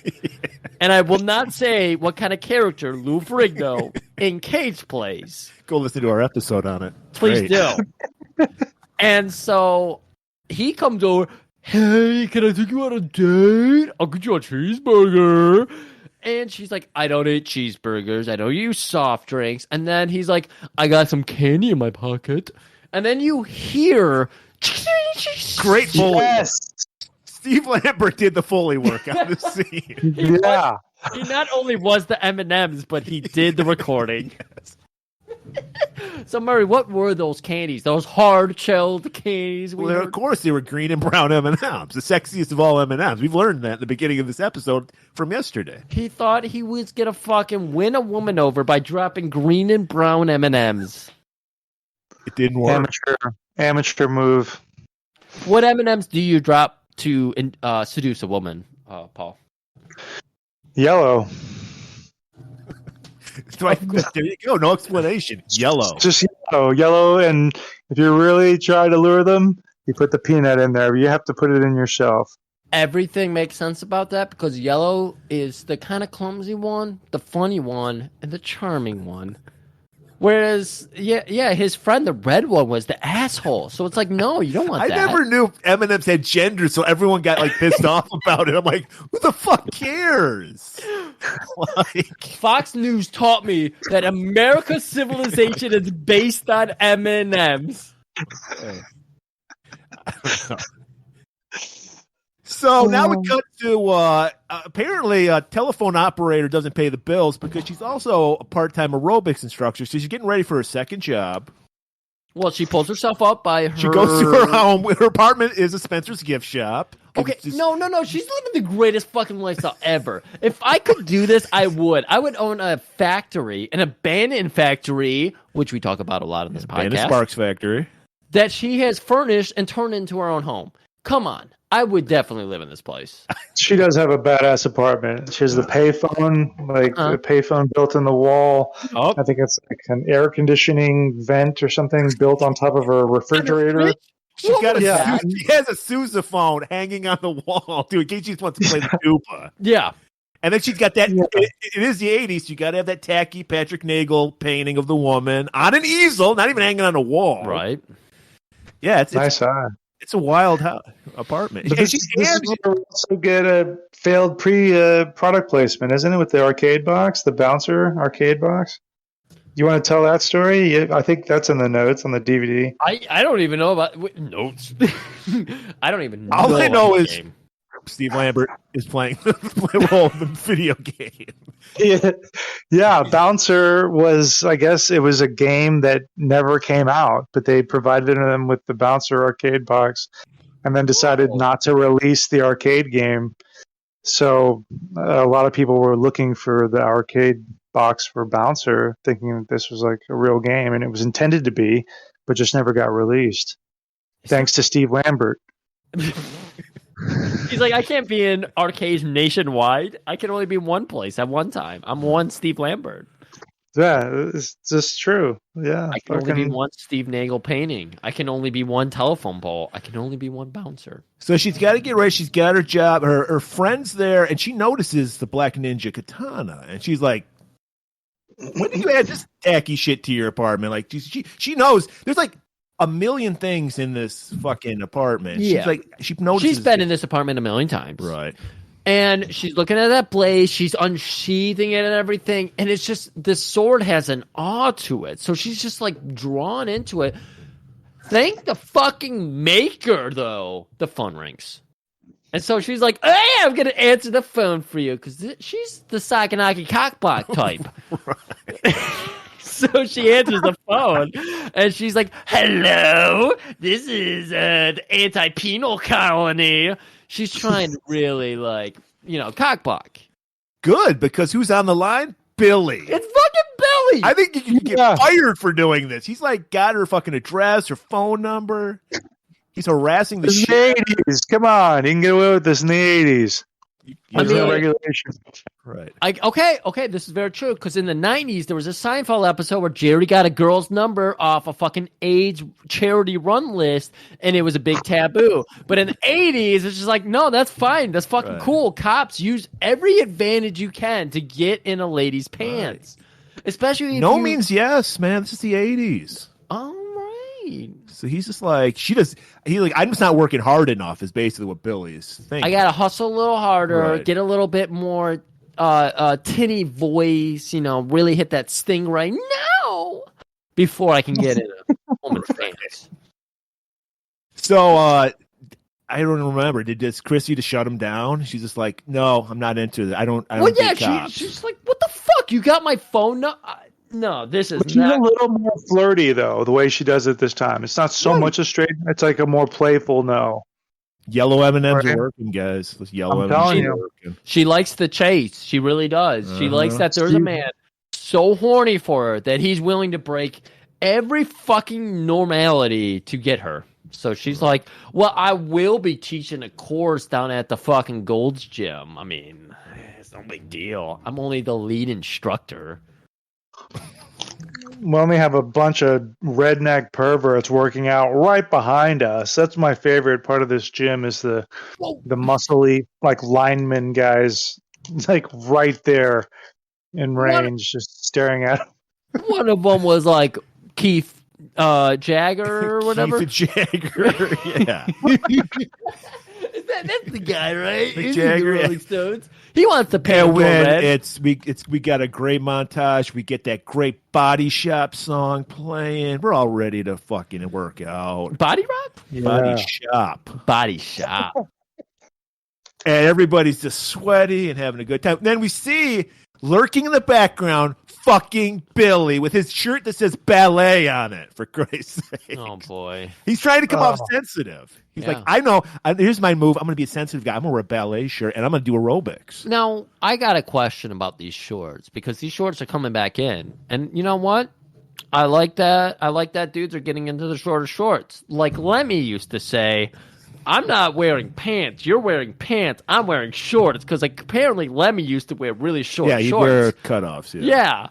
And no, it's not a good look. It's a good look on women. It's not a good look on guys. I don't want to see guys coming back with short shorts. No, let's stop that. All right. It ends up working in Secord's favor, though, in Billy's favor. I mean, she tells everyone to kind of take a rest, or like, no, actually, before she says that, he just starts laying down on the ground. Yeah, because he's out of shape. Because he can't hang with her. She's just like, he is a cop after all. They don't give a shit about endurance. Right. He is eating a donut while he's bear doing, claw. A bear claw. And he's crying about the friends he lost in that combative golf course battle. Probably ate the candy that she rejected. So yeah, he's not an icon of fitness here, which is really another reason he showed up at her class. He wasn't. It's not just sexual motives. I think he was trying to take the initiative as a lame cop and kind of work out, but it backfired, right? So he's laying down in the middle of the gym floor. You're trying to say that there's depth to this character, Billy. Yeah. I mean, come on, this is canon. All their characters are like 5-dimensional. Exactly. Right. We only do 5-dimensional characters on this show. Well, hey, like Paul said, it worked. The trick worked. She talks to him. Yeah, because the class is finished. Everybody is exhausted, except Chris, of course. No, she's fresh as a daisy. She's working out all the time. Right. And so Billy comes up. He's like, hey, man, that guy you found, he said, get this. He's a Japanese assassin. How about we go for some coffee? Sorry, I don't use coffee. Another drug. It is caffeine. So the class lets out. She's ready to go home. Apparently, her job is just to do one class and then leave. Also, apparently, her whole town is abandoned factories turned into things because they walk out into an abandoned alley. Right. Zargatha's lurking. It's not abandoned at all because we see that the horned up guys who are watching her work out, they're like, we got to... Mick Jagger, that's his name. And he's got the moves like Jagger because they're moving on this poor woman. 5-on-1. 5-on-1. Literally 5 feet from the front door. 5 feet. From what we suppose is the front door, because everybody exits out that door. Right. That's true. Into the alley. And everyone has no problem with what's happening. No this woman is problem being at all. sexually assaulted. But like Jim Cornette taught us, there was a lot of consensual sex going on behind dumpsters in the 80s. This is true. So they clearly thought that this was like some kind of peep show, and they they just want to watch. Maybe like a carny would come around with a hat and collect $1 or something, but they're like, I'm gonna fucking watch this. Like before I go get lunch, like I got my workout in, I want to watch somebody get off, and then I want to go put something in my belly. Right. So Chris, being the only person with a conscience, apparently goes, "Hey, cut that shit out." Yeah, that's my friend. She's a human being. And then Mick Jagger's like, "How about I rape you?" And then he just moves in on her. Yeah, he does the moves like Jagger. Right. He starts swooshing around. Does the funky chicken. Yeah. And everyone's watching, including the cop, Billy. He's just standing there watching. I got to see this. And we know he's tired. He's so obsessed with being like, I'm a cop. You can't do that. That's him. That's him to a T. He loves authoritating all over people. But apparently not males. Females, he loves doing it too. So this is where we get the nice scene. She happens to be backed up along like a half staircase with a rail above it. So she's able to pull herself up and do...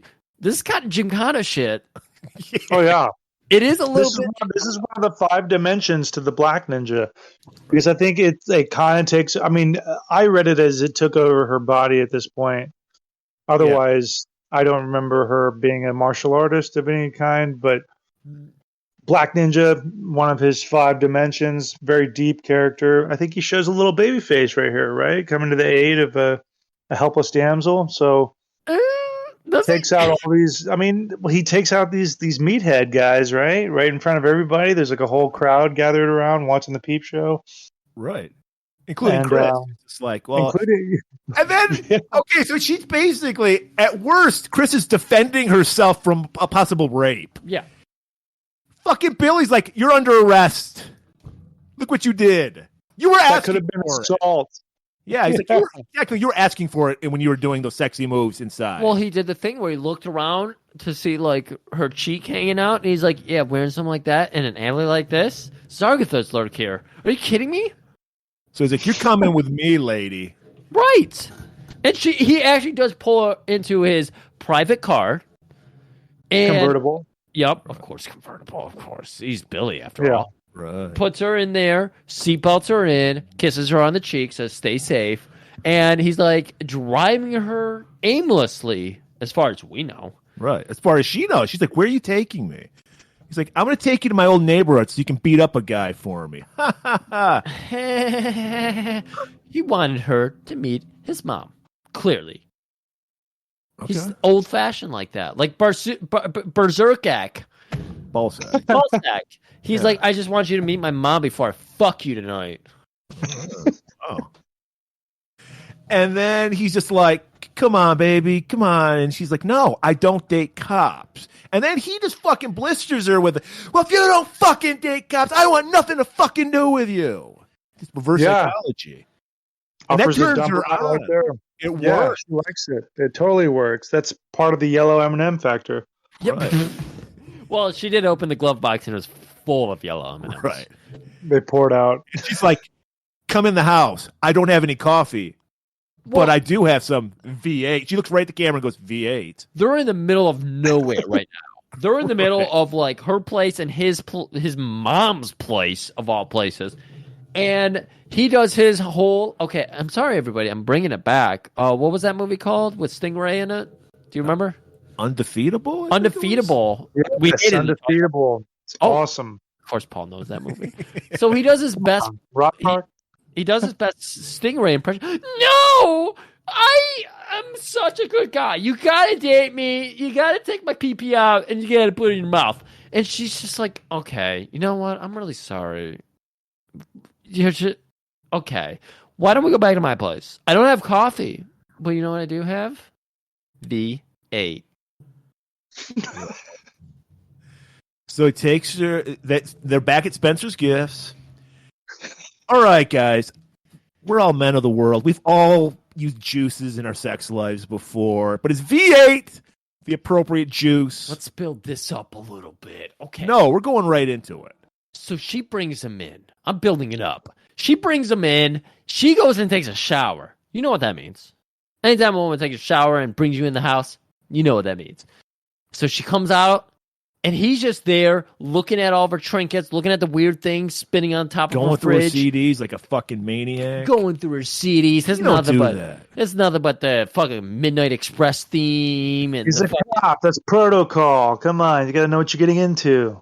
You do. Thank you. God, bunch of rifling motherfuckers here. You're the weird one. No, Murray. I'm not. You don't go to people's shit. You're learning. I have fucking manners is what I'm thinking. No, you don't. You don't want to learn about people. You want to cage people out from you. You want to put yourself in this shark cage. I want to cage people out from me? Yeah. How does that work? Because you're not touching things. Okay. You put yourself in the shark cage. All right. Get out of that shark cage. Touch things. You guys are horrible. So she comes out of the shower. She goes over. She's got like the Japanese bifold, trifold, quadrifold thing where she could go behind there to dress herself. But she decides to undress and dress herself right in front of him. Whoo, you know what that means. Wait a minute. I remember. Didn't she have a towel on? Yet she was wearing underwear. Yeah, she has a towel on with her underwear. This is part of the ninja seduction. Yes. She shower in her underwear. She does say, basically. Well, no, she brought her underoos in with her, and she does say, "Do you like these underoos?" That's a very seductress way of expressing underwear. Underoos. Underoos. Do you like these underoos? So she drops the towel, and you see her there in her underoos, and just 80 underwear is just a weird Wonder thing. Woman? What underoos was she wearing? Underoos? Grandma Ruse. They weren't quite. They weren't like full on hop thigh, like lower back, upper back hugging kind of shit. They were just weird. 80s underwear is... But her jazzercise stuff was like more revealing, I think. Yeah. No, you're 100% right. Her jazzercise shit is very revealing, very fitting. This it's like shit, like a front thong. You know what I mean? Yeah. But she knew what she was doing, though. See, I thought this was like the Dark Ninja or the Black Ninja taking over already because she was so resistant. And then she started using that ninja seduction technique the second she came out. You know, Tortuna totally changed. So here's the question. The Black Ninja. Okay, we see throughout the movie the fifth dimension. She's got Black Ninja PTSD, where she remembers the murder of the Black Ninja. She goes back to his foreshadow. Why is she cool with? He was one of the guys who killed her, right? And we see that. Do we see it with him at the? We don't. I thought they revealed that kind of at the end. Yeah, he does nothing. But yeah, he seemed. I think he's he's like an apprehensive. He's not one of the aggressive cops. It's like, I'm gonna chew up my stogie and just blast off. But they do. It's another one of those canon layers, man. They try to lay that on you at the end, kidding like a big reveal that does nothing. So, But yeah, clearly, like, this layer is of, like, she's really into stalker love. And that's blinding her. That's somehow controlling even the demonic powers of this black ninja. So she's so into this dude and his stalker ways and his stingray that it's blocking out the black ninja. Or the black ninja doesn't know how to be a spirit force well enough yet. So anyways, horrible underwear, drops towel, shows off some kind of 80s ass, and then puts on, a nice man shirt over it. And he's just like, I love your pajamas. Well, she has her exposed back, showing all of her organs. And that turns him on even more. So, of course, the cop would know all about how women's organs work and every important one. I need to know how to kill people. Yep. So, yeah. He's always coming from the back. Livers, uterus is up there somewhere. Yeah. Yep. So Don't then how does she back rub? You might get her pregnant. So I'm trying to say. So put gloves on? Yeah. So your oils could impregnate a woman. Yes. That's what we're teaching you here today. Unless you have the ultimate blocker of sperm, V8.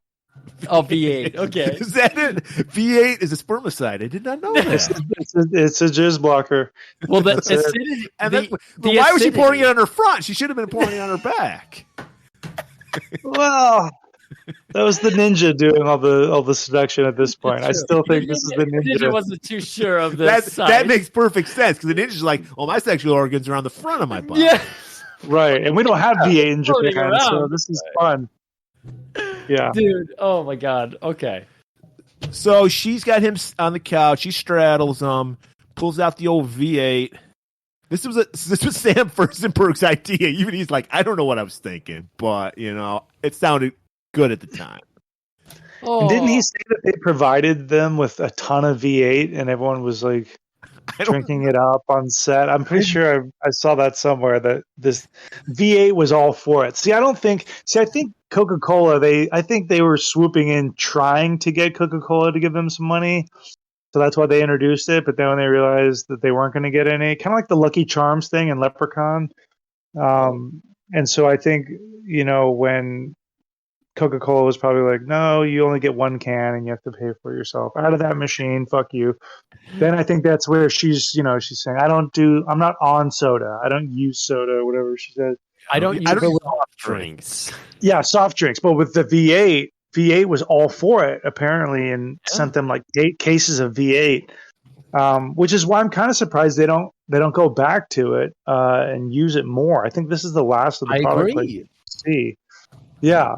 I mean, it really could have done wonders for the healthy food drinking community. High sodium, get a heart attack, pour it on your front, pour it on your back, pour it up your ass. I mean, that was smart by Furstenberg, but I also feel like it was a missed opportunity to continue. We talked about it right here. It's the most. That's true. It's the most organic version of birth control. Right. Yep. So that's right. Makes sense. The acidity of tomato would destroy sperm. It's spermicidal. Right. That's right. If you're looking to have an at-home abortion, just eat lots of high-sodium foods and drinks. And tomatoes. Tomato juice. And tomatoes. That's it. Yeah. Pour just smash it on your chest. There's technically 8 vegetables. That's why it's called V8. There it is. It's one of the secrets of the ninja. There you go. And, of course, one of them is not tomato because tomato is a fruit. Well, in the 80s, it wasn't. Yeah, I think actually your bombshell is what killed V8. Because when's the last time you ever seen V8 anywhere? That's true. I haven't seen it in forever. The last person I knew was when I worked at the old folks' home. This guy that's my age now, who looked like he was 3 times your age.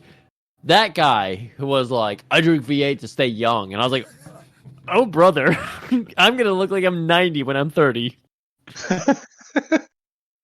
So we've been in this episode 5 hours, but we've been in this movie a half an hour. Don't yawn on Mike. It's terrible. And I speak for everyone where I'm like, where the fuck is Sho Kazugi at? We're a half hour in this movie. Well, don't worry, guys, because this is where he shows up. We're at it's showtime. We're at the airport. Show's getting off. They let him remember, this is pre 9/11, so you could get on with ninja weapons. So it's okay that he has his blow dart in his underneath his eye patch. And you can be met at your gate with your welcoming party, right? Right. Yeah, you could back then. The Asian community, the ninja community, I imagine, that we see towards the end of the film. Well, they're like Buddhist monks or something like that. There's something. Yeah, there's something. That was a weird one. But they meet him at the gate, bring him in, tells him not to worry. And then where did they go after this? From the airport. Does it cut back to the police station? No. They go back to Chris. But here's a question. Post 9/11, would you be allowed to come on with a katana handguard as an eye patch? Or would that be considered a weapon? I think that was part of Furstenberg's social commentary, saying that the Americans wouldn't recognize this as a katana hand sheath cover, whatever the hilt, right? But it's kind of interesting too, because it has a slit in it, so he technically could see through it. It wasn't really a patch to cover a damaged eye. You got to have a slit in it because that's where the blade goes through. I mean, right, but I'm saying he could see through that, which makes the ignorant person, not knowing that that's a hilt, say, "Oh, he's only got one eye. I'm fighting a ninja cyclops."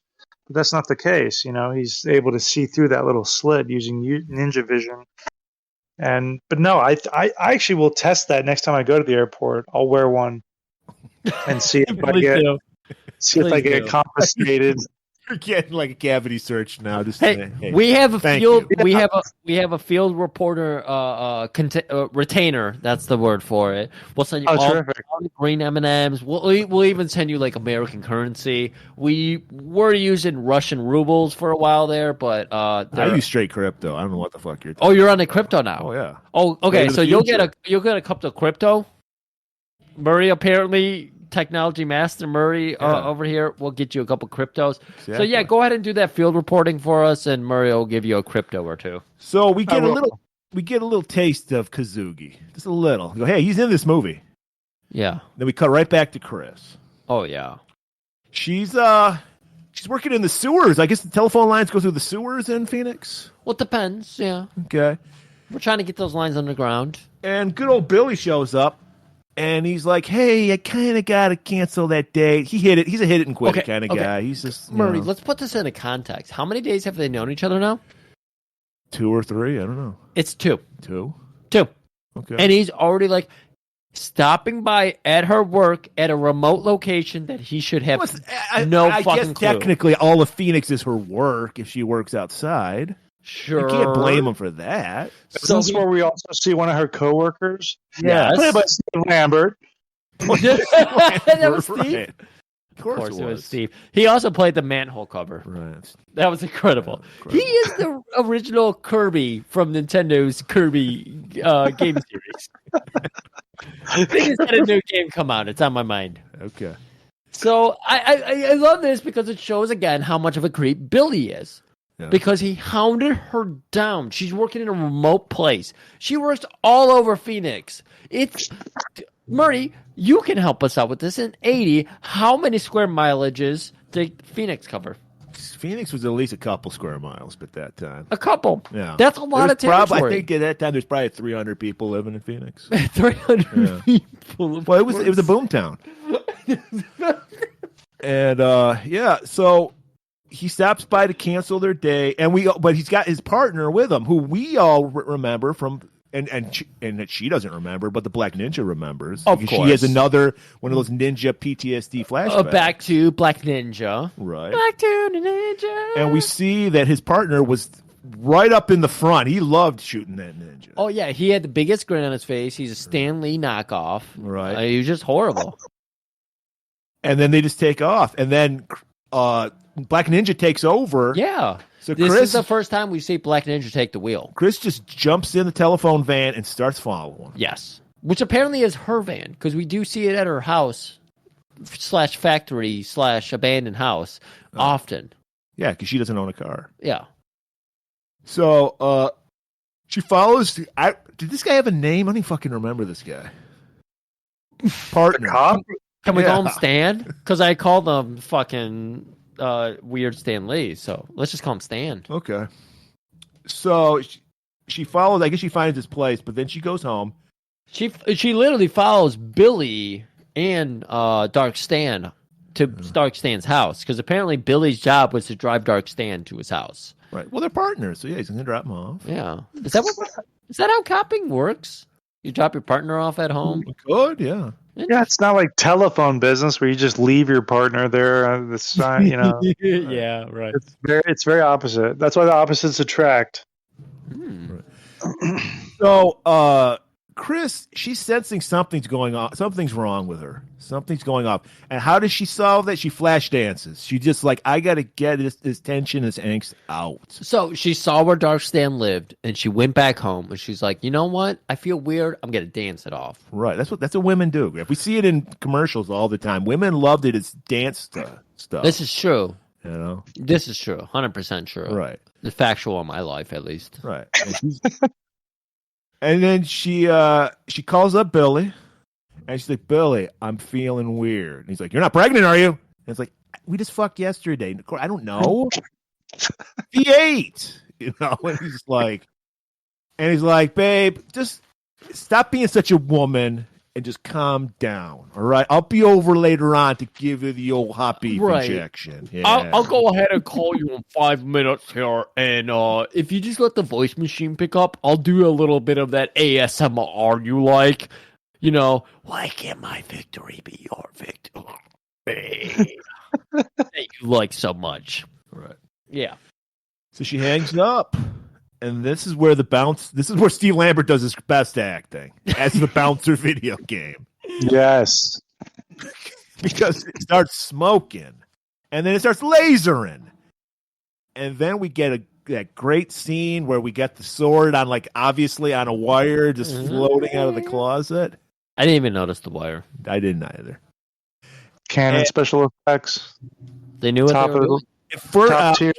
Furstenberg said this movie was also heavily influenced by Poltergeist, which was a very big movie at the time. It makes sense. Yeah, because everything's coming out of the closet. 'Cause I think, isn't it in the Poltergeist, the monster, where everyone's going to pull them into the closet or some shit? I haven't seen it. There is a closet correlation in Poltergeist, but then I think it came out of the TV, right? So that's why they wanted to do it out of the video game instead, because they didn't want to copy it. Oh, that's a good way of doing it. Because I thought not that she even has a TV inside of her Spencer's, because she doesn't. Not that I could tell. She's one of those people. I don't watch TV. And she has to tell you she doesn't watch TV. Right, but that's 100% I don't do soft drinks. Don't do coffee. No TV. Melts your brain. I do jazzercise. What does she do? Yeah, V8. She's probably one of those people who is just like, weed will solve every one of your problems ever. Right. So, but eats it. But yeah, just mouths down on it. Eats the buds by themselves. Yeah, it doesn't do anything. So the sword takes over. She's fully possessed by the Black Ninja, and the Black Ninja, he wants to go back to that ninja cave, which is on the outskirts of the golf course. So she goes there. She knocks on the thing opens, she sees the ninja cache, it's lit up. Fun fact, the ninja stuff, that's what's in the attaché case from Pulp Fiction. That's why it's lighting up. It was all shuriken. That's fancy. Oh. And I love that it's a really good shot. We get to see her in her tiny little 80s shorts and everything. Great. Those shorts, they're still the best shorts of all time. 100%. That's the short look she has here. Yeah, that is the best look for shorts. And she's going to the cave in there, and for I'm a big spelunker, so no, that just does it for me. So the spelunking in those tiny shorts, fantastic. But then she looks into that. Yeah, exactly. You look into that fucking ninja Katesh case. Kinjitesh case. And you see the light blaring into her, and it's just like boom, boom, boom, boom, and suddenly she's got the fucking ninja eyeliner on. Well, yeah, she's got Asian eyes. Yeah, didn't she? That's my favorite Hall & Oates song. Asian eyes. Asian eyes, isn't that their song? Asian eyes, they're watching you. Okay, I'm sorry. So she's ready to kill because she's got to kill that partner. Stan, you called him? Yeah, Stan. Dark Stan. Dark Stan. So she goes to Stan. Stan's being the most Italian stereotype I've ever seen. He's playing pool in a white beater and his boxer shorts. You get a lot of these people down in Austin. You got a lot of Italians playing pool in their fucking living room. All the time, yeah. They have their own clubs here, but it's very common. Very common. They're named Cole as well, usually. But he's eating a giant piece of New York's pizza, nothing on it but cheese. He's like, "This is how you eat pizza." Ooh, rolls it up. That of course, he rolls it up. Interesting. He's a real New Yorker. Yeah, that's right. He's got the classiest game room. It's got the black velvet painting of a naked woman. That's why the living room we record in here. I'm sorry, the podcasting room we recorded. It's just full of velvet nude rooms. Right, that's because that's class. We got Schwarzenegger's Shadow Dong in here from Terminator. We got it all. we put both sides. Speak for yourself. I know. I'm not saying. I'm saying for artwork, my friend. No. We appreciate.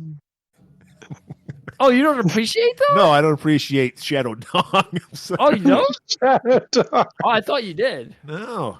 You've never said anything about the artwork until now on this episode. No, it actually made me feel very uncomfortable. Uncomfortable? Yeah. We've done this for 100 episodes. There's a painting of Arnold Schwarzenegger's dong over my shoulder. No, I don't just have a painting. Like I have a fucking marble. I want to apologize. To everybody who's listening, because this is hour 5 now of this episode. We're only halfway through this movie. Yeah, you're already on your third catheter at this point. Any time for a catheter, it's this time. Yeah, put in your fourth catheter. But this is the 200th episode. We got to go big. It's 200.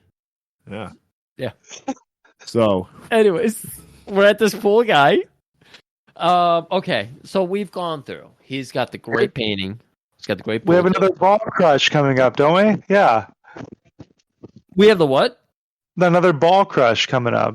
Jesus, what is with Furstenberg and his ball crushing? Is this him trying to take down the male structured world? It's part of that Israeli kind of what's it called? Where the bris kind of thing, where they. Yeah. I thought that was the Jewish thing. Is that a Jewish? Well, Furstenberg. Okay, so yeah, that makes sense. So he's becoming a man.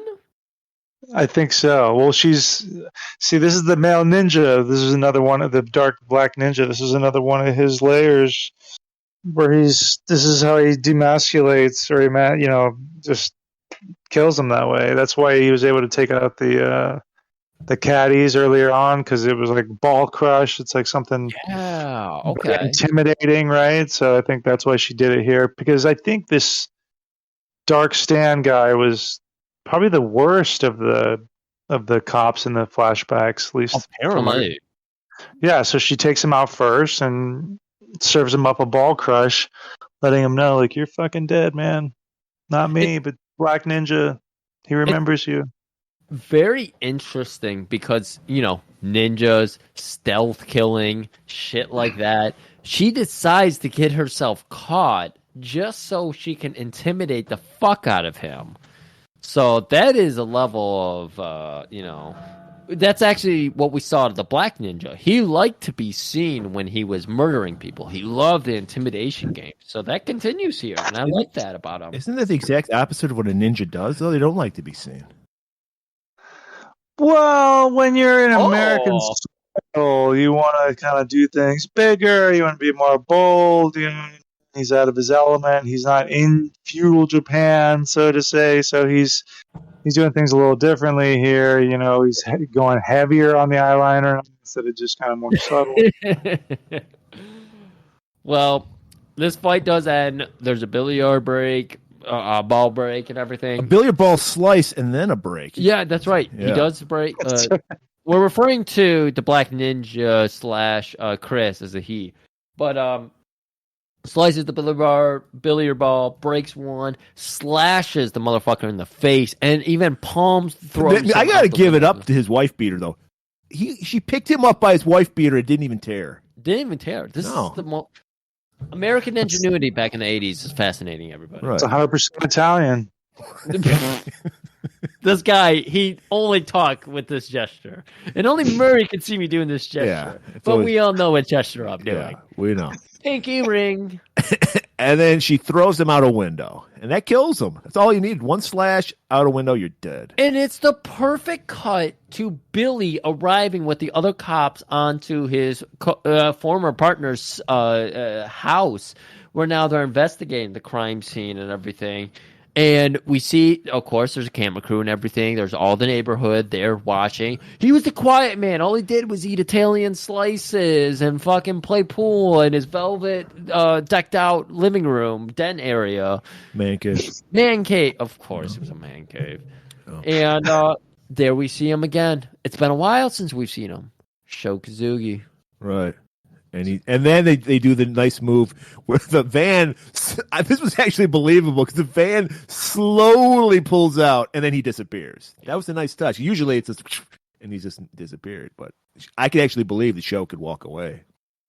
So now we're back at Chris's beautiful abandoned factory apartment, and Billy just kind of shows up there because they are 3 days into dating, and this is very acceptable out of 3 days of dating somebody where you just randomly show up at their place now.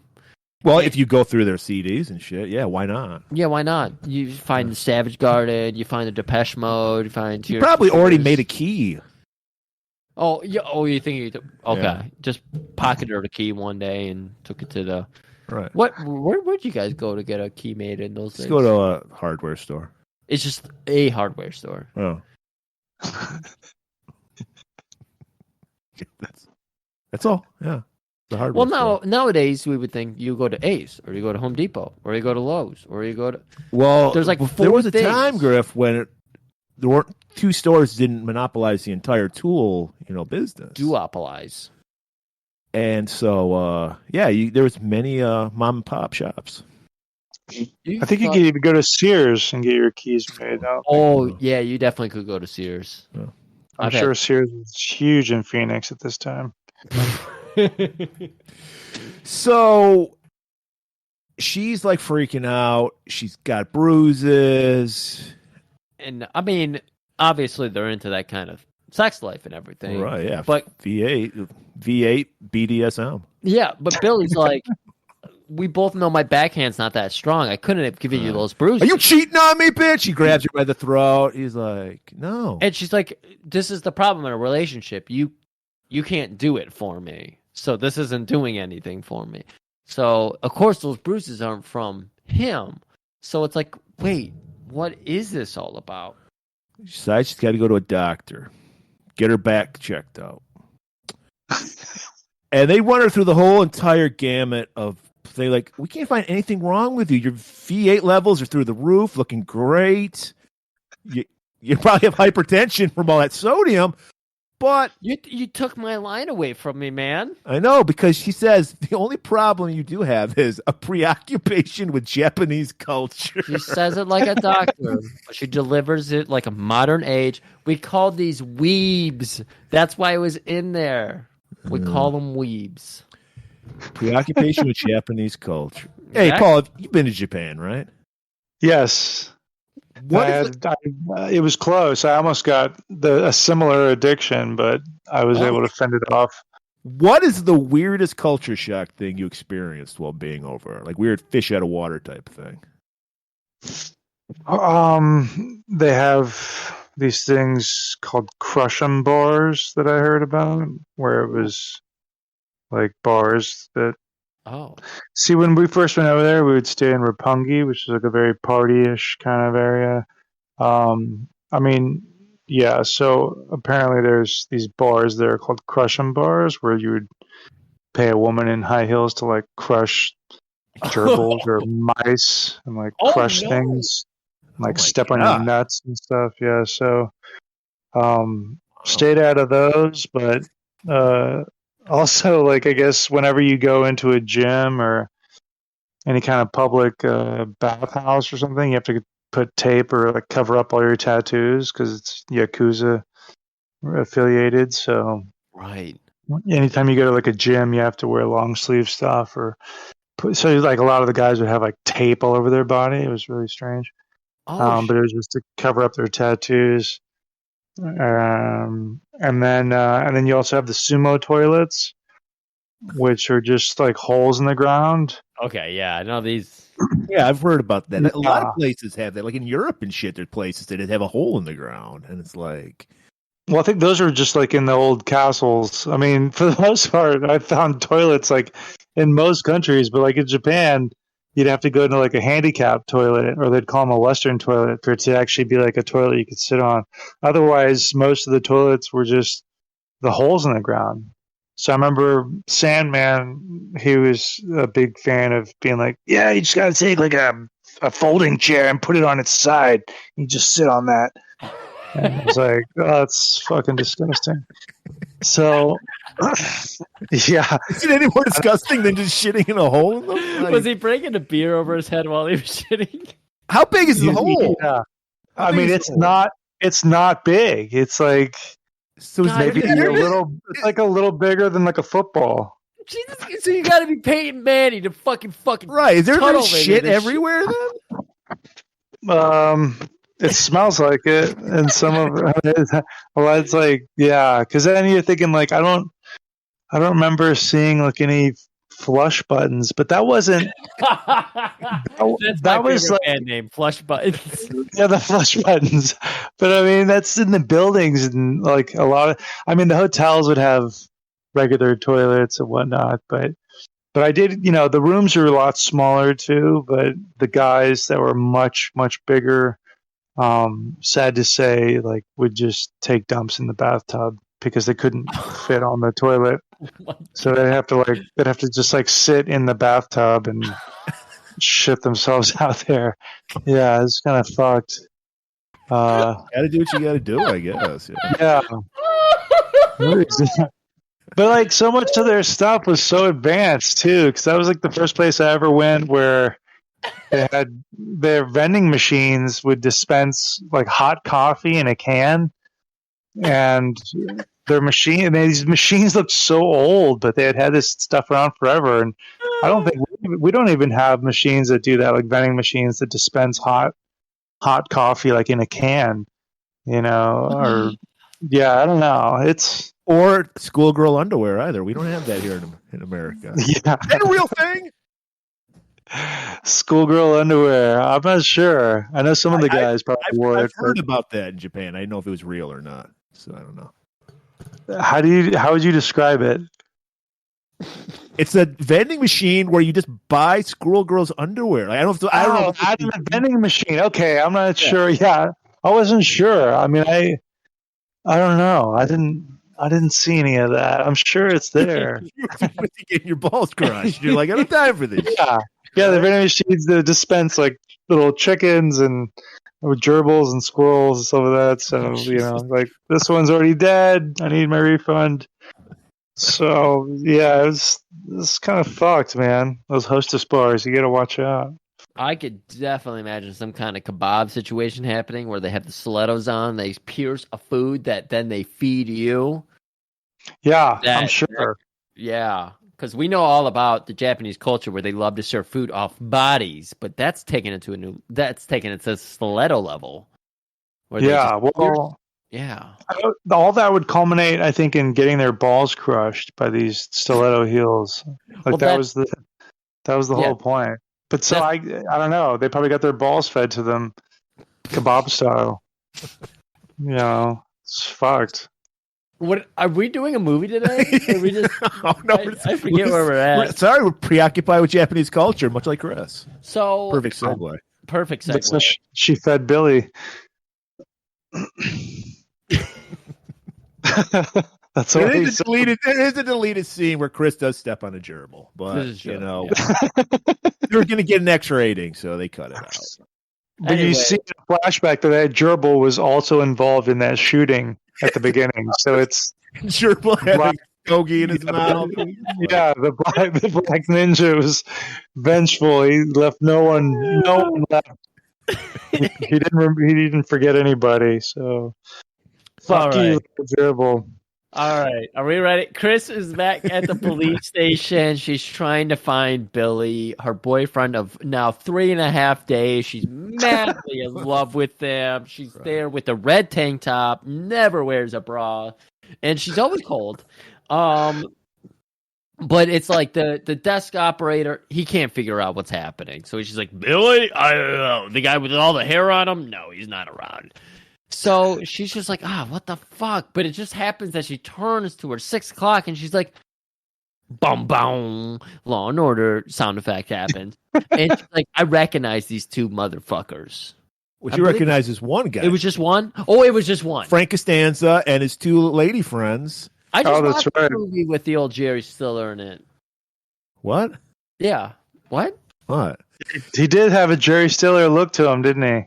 Yeah. 100%. And that's why he had two babes on him. I'm not implying they're prostitutes, but I think they're prostitutes. He stopped short on both of them, and they were both into it. Right. And he's like, hey, ladies, I just Excuse me? Hey, ladies, let's get a funky. That's exactly what he said. And he's like, there's a spa right across the street. How And about they're we just big- do this? They're big Beastie Boy fans, so Right. of course they were in on it. So you can't have a Sam Furstenberg ninja movie without a hot tub scene. We learned it from Revenge of the Ninja, where they actually tried to kill a woman in a hot tub by spraying her T-shirt. We got to ask Paul the question, when do you learn about spa technology? Because this is in almost every Shokazuki movie. He's always associated. That's true, because there was he died in a hot tub in Blind Fury. And Pray for Ninja, Yeah. there's a fucking puppet that jumps out of a... He loves the jacuzzi.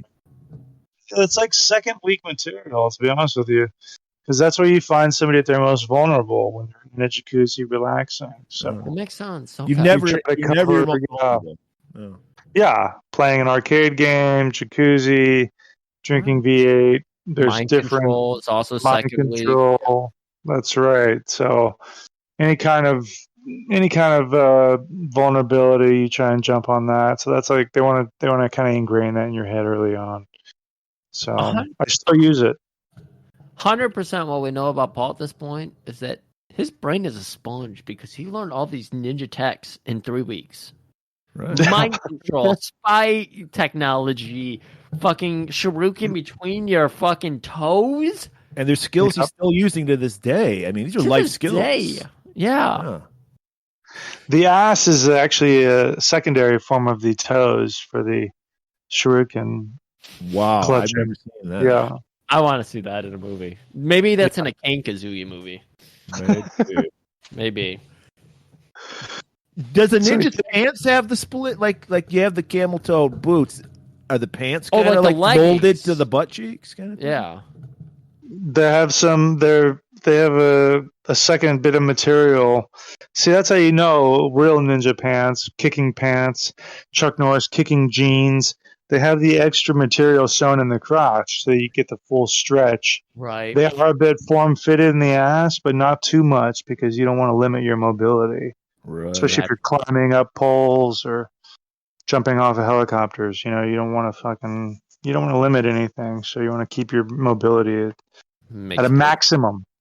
perfect sense. So we're in the spa. We're in the hot tub. Frank's got his two ladies, classy ladies with him.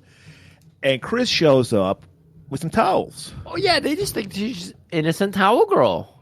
And, Why I not? mean, what is Mr. Costanza doing here with these beautiful young ladies? Because he is way too old for these women, but they're both into him. Right. So, of course, they're all just like, yeah, go get us some towels. And then suddenly the towel girl is trying to get into the hot tub. And we get the slow shot. We're going from the ankles. Well, we started at a close-up with the feet because Tarantino took over for this shot. And he really wanted to make sure those tootsies were popping. And then we work up her legs and everything. And we see that she's not just interested. She's interested. And Frank Costanza's two other ladies are like, ew. Yeah, right. They're like, come on, we were just going to do a nice wholesome threesome. We're not into this sick foursome shit. Right, and this beautiful young woman who's maybe 4 years younger than us, we don't want her involved at all. Even though she's hot to try. Like, ew. But Doesn't women say that? She's like, beat it, bitch. yeah. They I don't know how much competition.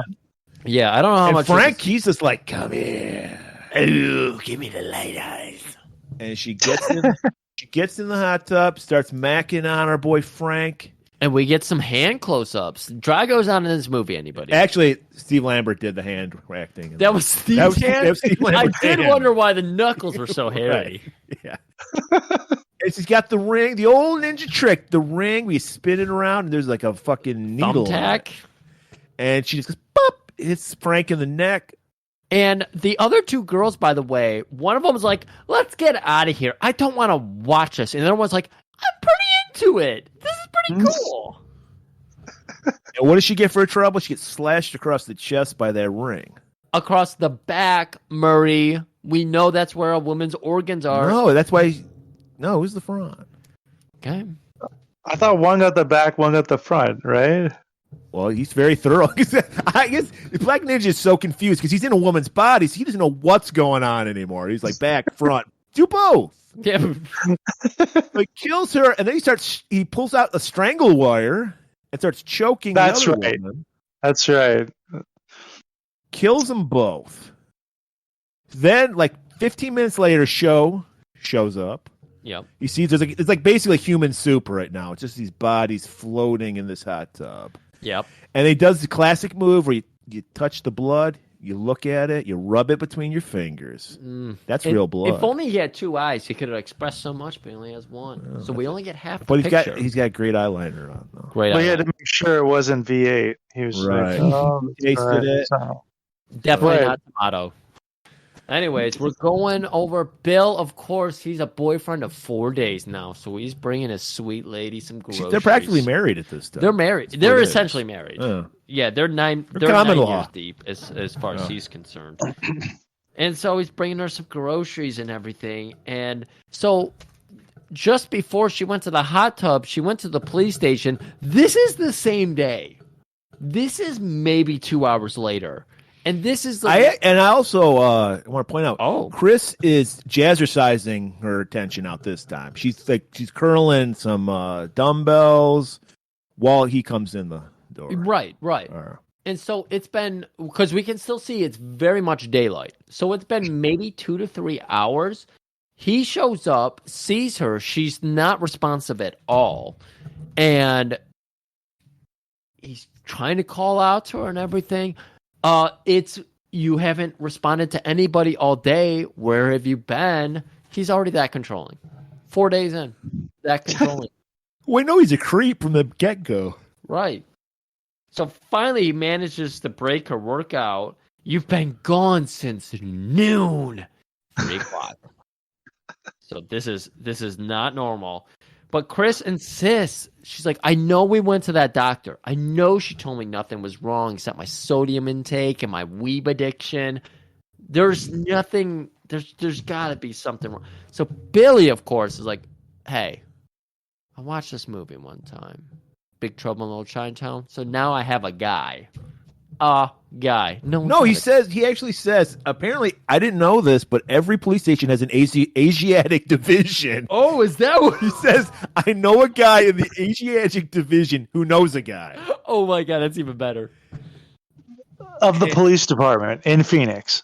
Right. In Phoenix, yes. Hot course. they have a huge Asian community. Chinatown in Phoenix is huge. Oh, yeah, it's huge, man. It's next to Arizona State. Right. It's literally half a block, you know? So they take him to, and I'm glad you brought up Big Trouble in Little China, because we get a James Hong fucking, or as Furstenberg called him, John Wong. It's like, this guy's great. I love him. John Wong. It's like, that's not his Jesus. fucking name. So yes, there's a special black magic Asian kind of place here. Thank God we got the Asiatic division. We know this. Yeah. And they're cash only. And so James Hong. It was the 80s. Yeah, You James say Hong. that like it was a weird thing. Just saying, they don't want any paper trail. Okay. Wait, but by only exchanging paper. James Hong, excuse me, John Wong comes out. You know, we all know him, David Lopan from Big Trouble. Beautiful. He's looking good. He's got the Fu Manchu. He's wearing knee-high moccasins. He's like, I got these from the set. Yeah. And he's like, yeah, bring her back. You know, he's like, do you have the money? What's it say? Billy pulls out a big wad. That was at least $9,000. Right. Oh man, I noticed that. He literally hooks him up, even though he's a fellow cop, he doesn't get a discount or anything. He literally puts like 10 grand in his, like, that was huge. That seemed, I don't get, anyways. So I didn't know they were paying that well. Fuck, man. He gets paid better than the goddamn phone. You know Billy's on the take, for Christ's sake. Oh, yeah. Yeah. With all that candy and coke, he's a fucking, he's fucked. Let's think about this. He has stalked the fuck out of Chris and got a relationship out of it. There's got to be other women he stalked the shit out of who paid him off. So he's never doing anything. He's never doing any police work, typically. Exactly. He is 100% Superfly.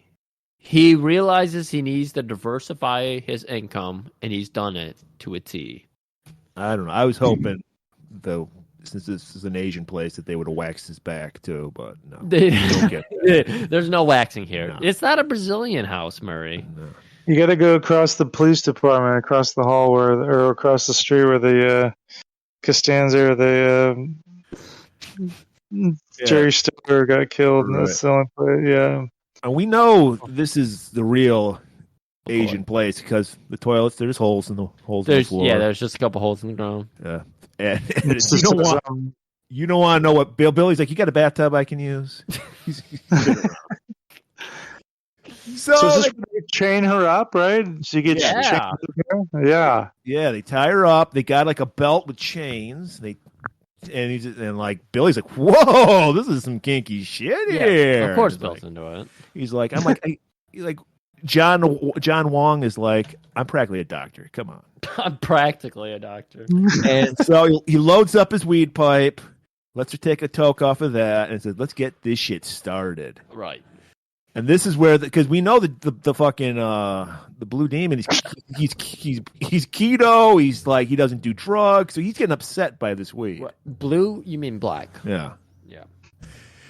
And so he's getting pissed off. And this is where we get our exorcist scene. And apparently there was they shot a head spinning around, but they'd get like an X rating if they'd had it in, so they had to cut that scene.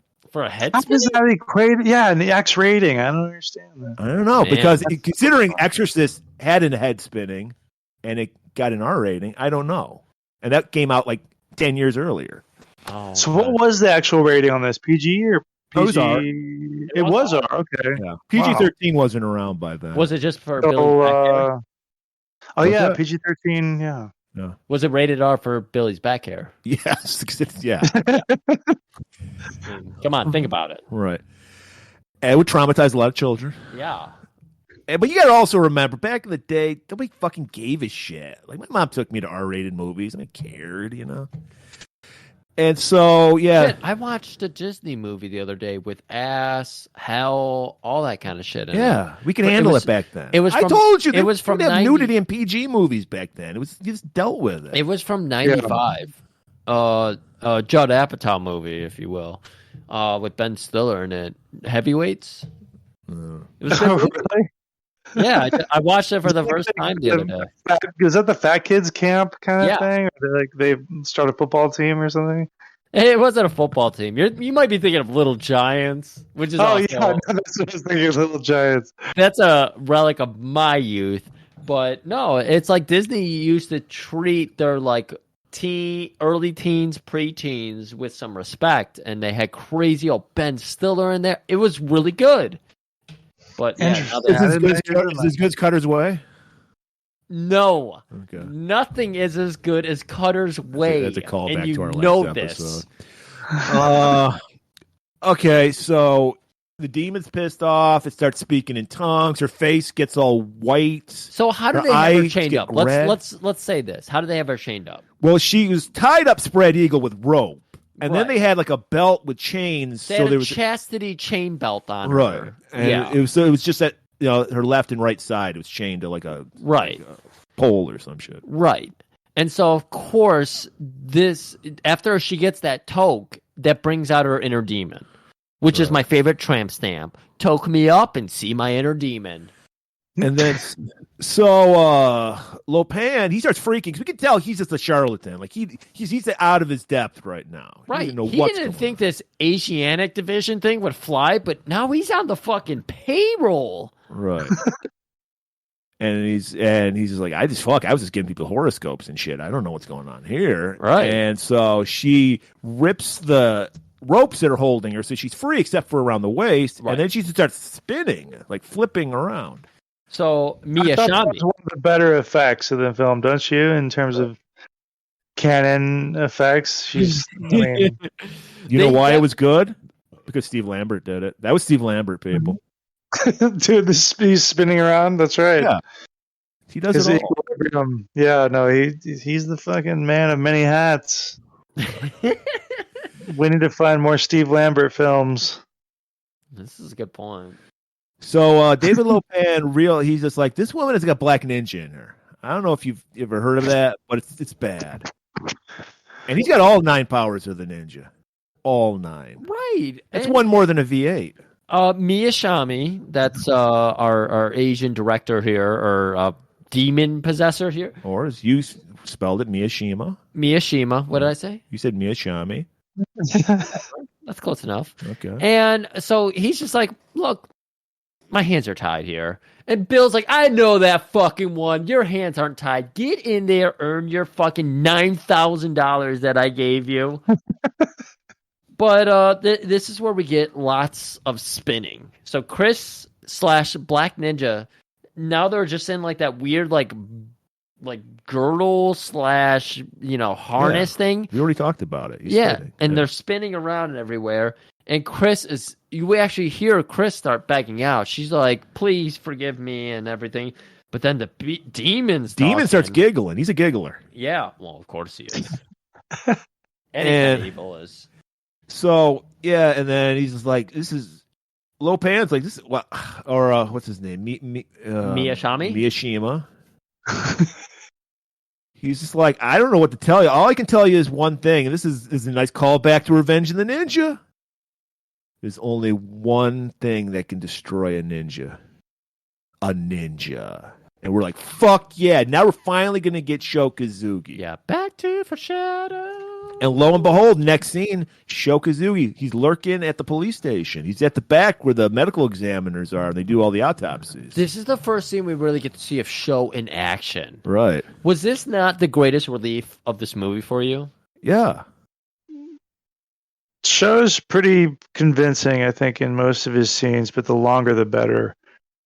I mean, he does well in the short bits, but like, yeah, when you can see what he's doing. But I think he also had a hand in some of the fight choreography. He had to have, you know what I mean? He's too much of a set heavyweight to leave it all up to the Lambert, you know what I mean? So it was just. Yeah, Lambert actually said that. It's funny you mentioned that in the scene. This is where he mentions this. He's like, yes, Show was in charge. He's like, my job was only to like for what's that, blocking and shit, where you got to be on the right spot. Right. Like, that's what I told him. But he did his own fight choreography. Yeah. Mm-hmm. Because he also helped Furstenberg. Like, I think Furstenberg had never seen any martial arts movies before he directed Part 2. And I think that's where he said he hung out with Shokazugi, and Shokazugi gave him all these books and like really kind of gave him like a crash course in martial arts, because he didn't know how to shoot action movies. You know what I mean? That was his, I think, Revenge of the Ninja was his second or his first action movie, so that he didn't know how to shoot them. The knowledge of Show, man, bringing it to the show. show needs to go around and show people how to shoot action movies That's again. why it's such bullshit that he has such a short career. I don't know why people Showart's career? show no. So we get a little. He's like taking, but he's not killing any cops. No, he's he's not taking them killing out. anybody. He's making sure not to kill them, and he's just taking them out because he's got to see the body of the Black Ninja for himself. So he takes him out. He takes all these cops out. He goes in the back. The MEs are just chilling, smoking a cigarette, talking shop. All right. He does a little move where he gestures them to him, and then he does a little. He does it so perfectly. This is so good because he's just like an annoyed, like, come here. And the people are just like, we're on our break here. It's our 10th break of the day. Give us a break.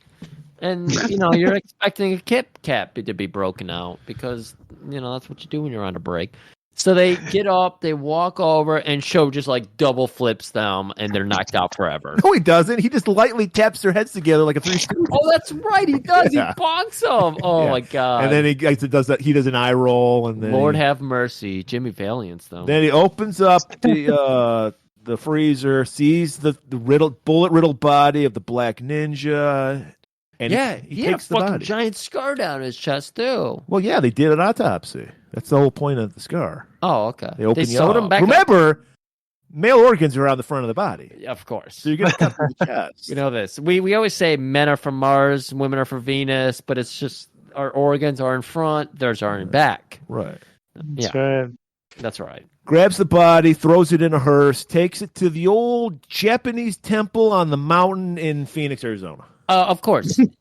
I mean, you have one of those in Austin, Texas, right?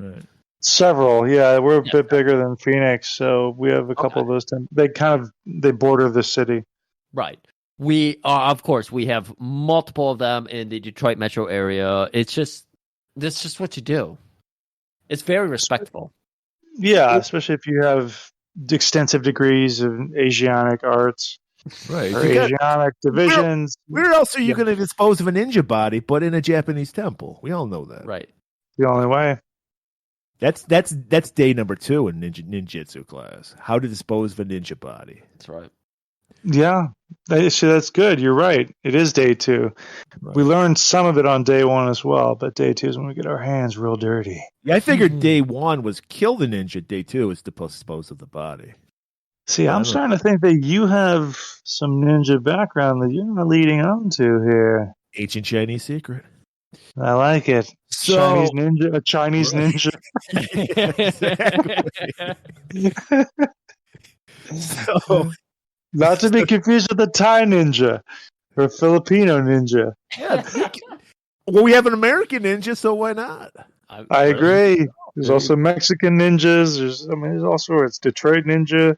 Right. I think those are called juggalos, but I'm not really sure. We don't speak. Of course, our ninja would be a juggalo, of course. Yeah. Better than a Kid Rock fan. Yeah, that's true. Nice for people. Exactly. So now Chris, she goes back to the police station. This is her 5th time. For someone who hates cops, she loves hanging out at the police station. She loves hanging out. Free coffee. There's coffee. M&Ms all over the floor. Yeah, yeah, she's Especially the men's bathroom, but you don't want to eat those.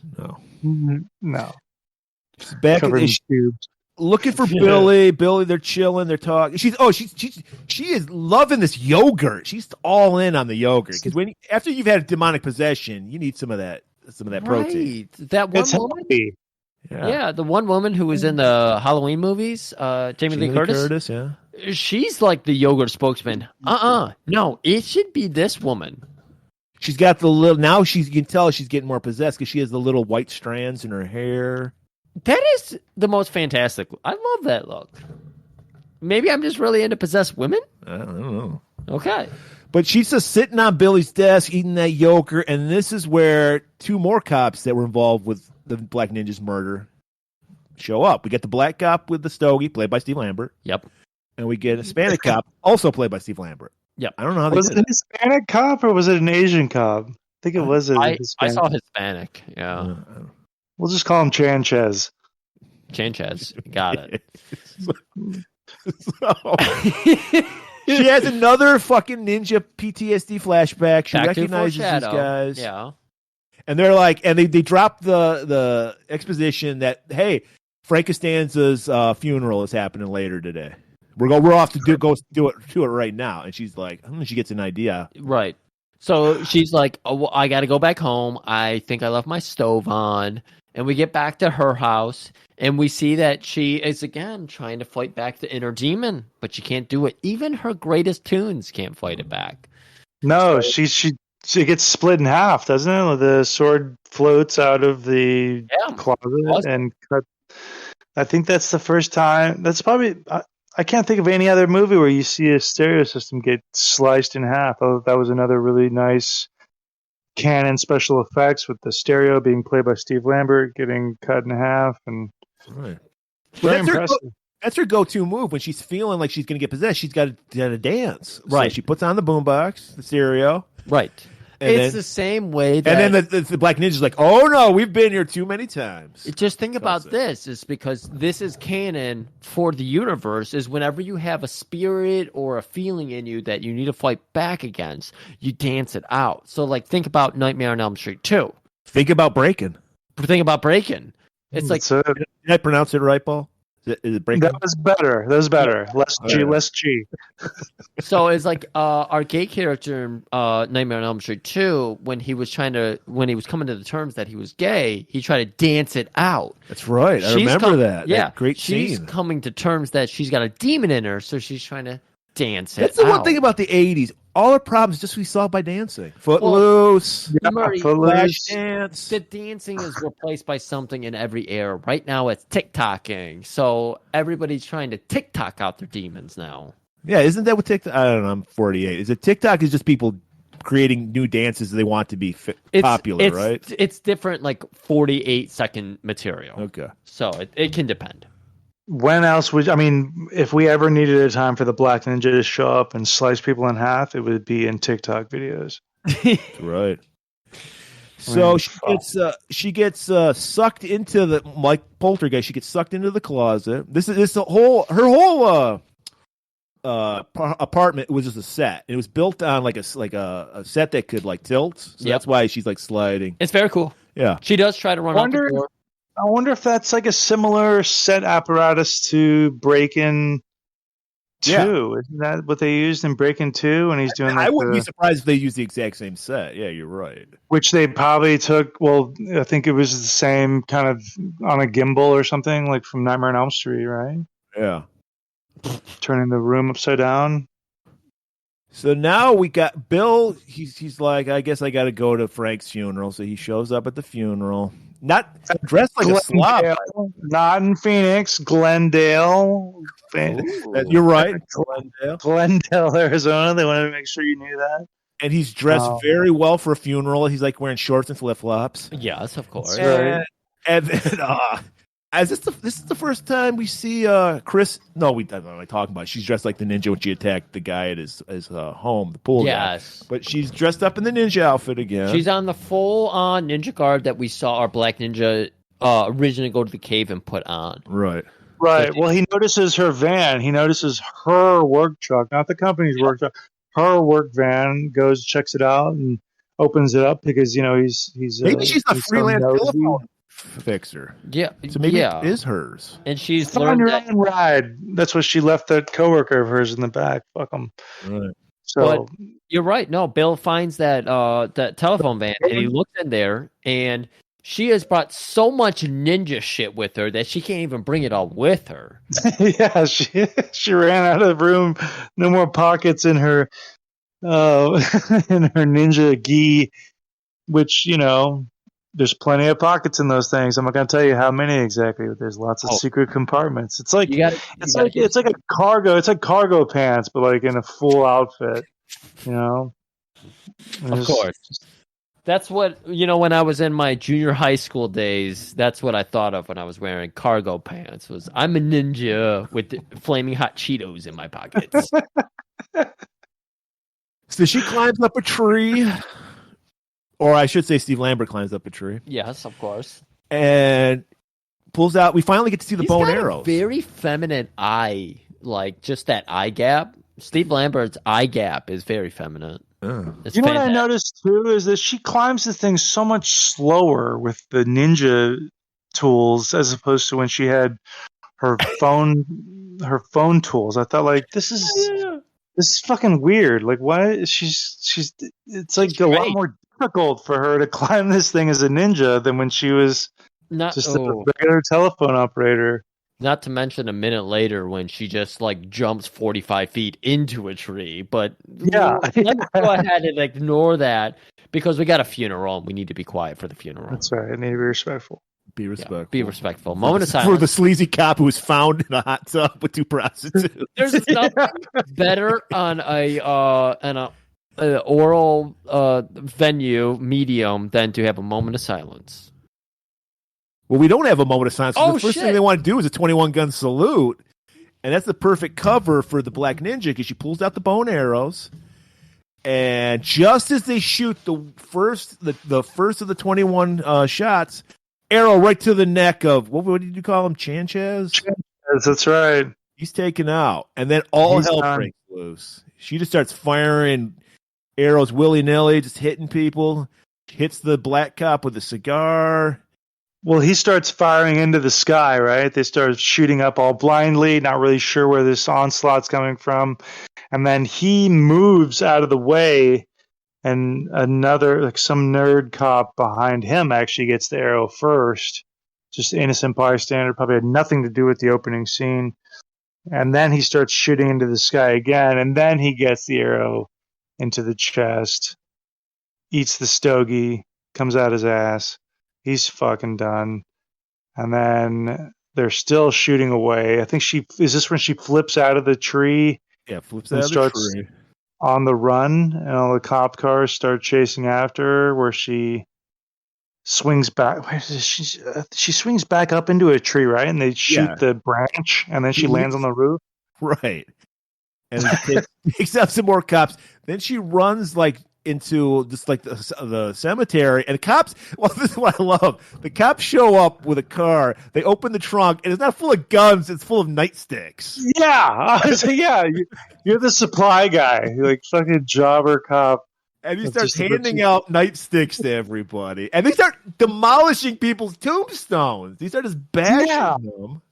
Now, did you notice the name on one of like that first tombstone that gets beat down? I feel like that was the editor's name or somebody on the production. Yeah, it was. I think it was the assistant director or something. Or it was one of the production guys' names, right? That they made on that tombstone. Right, because it was made out of like everything about that styrofoam. first tomb stood out. Yeah. They definitely made a point of it.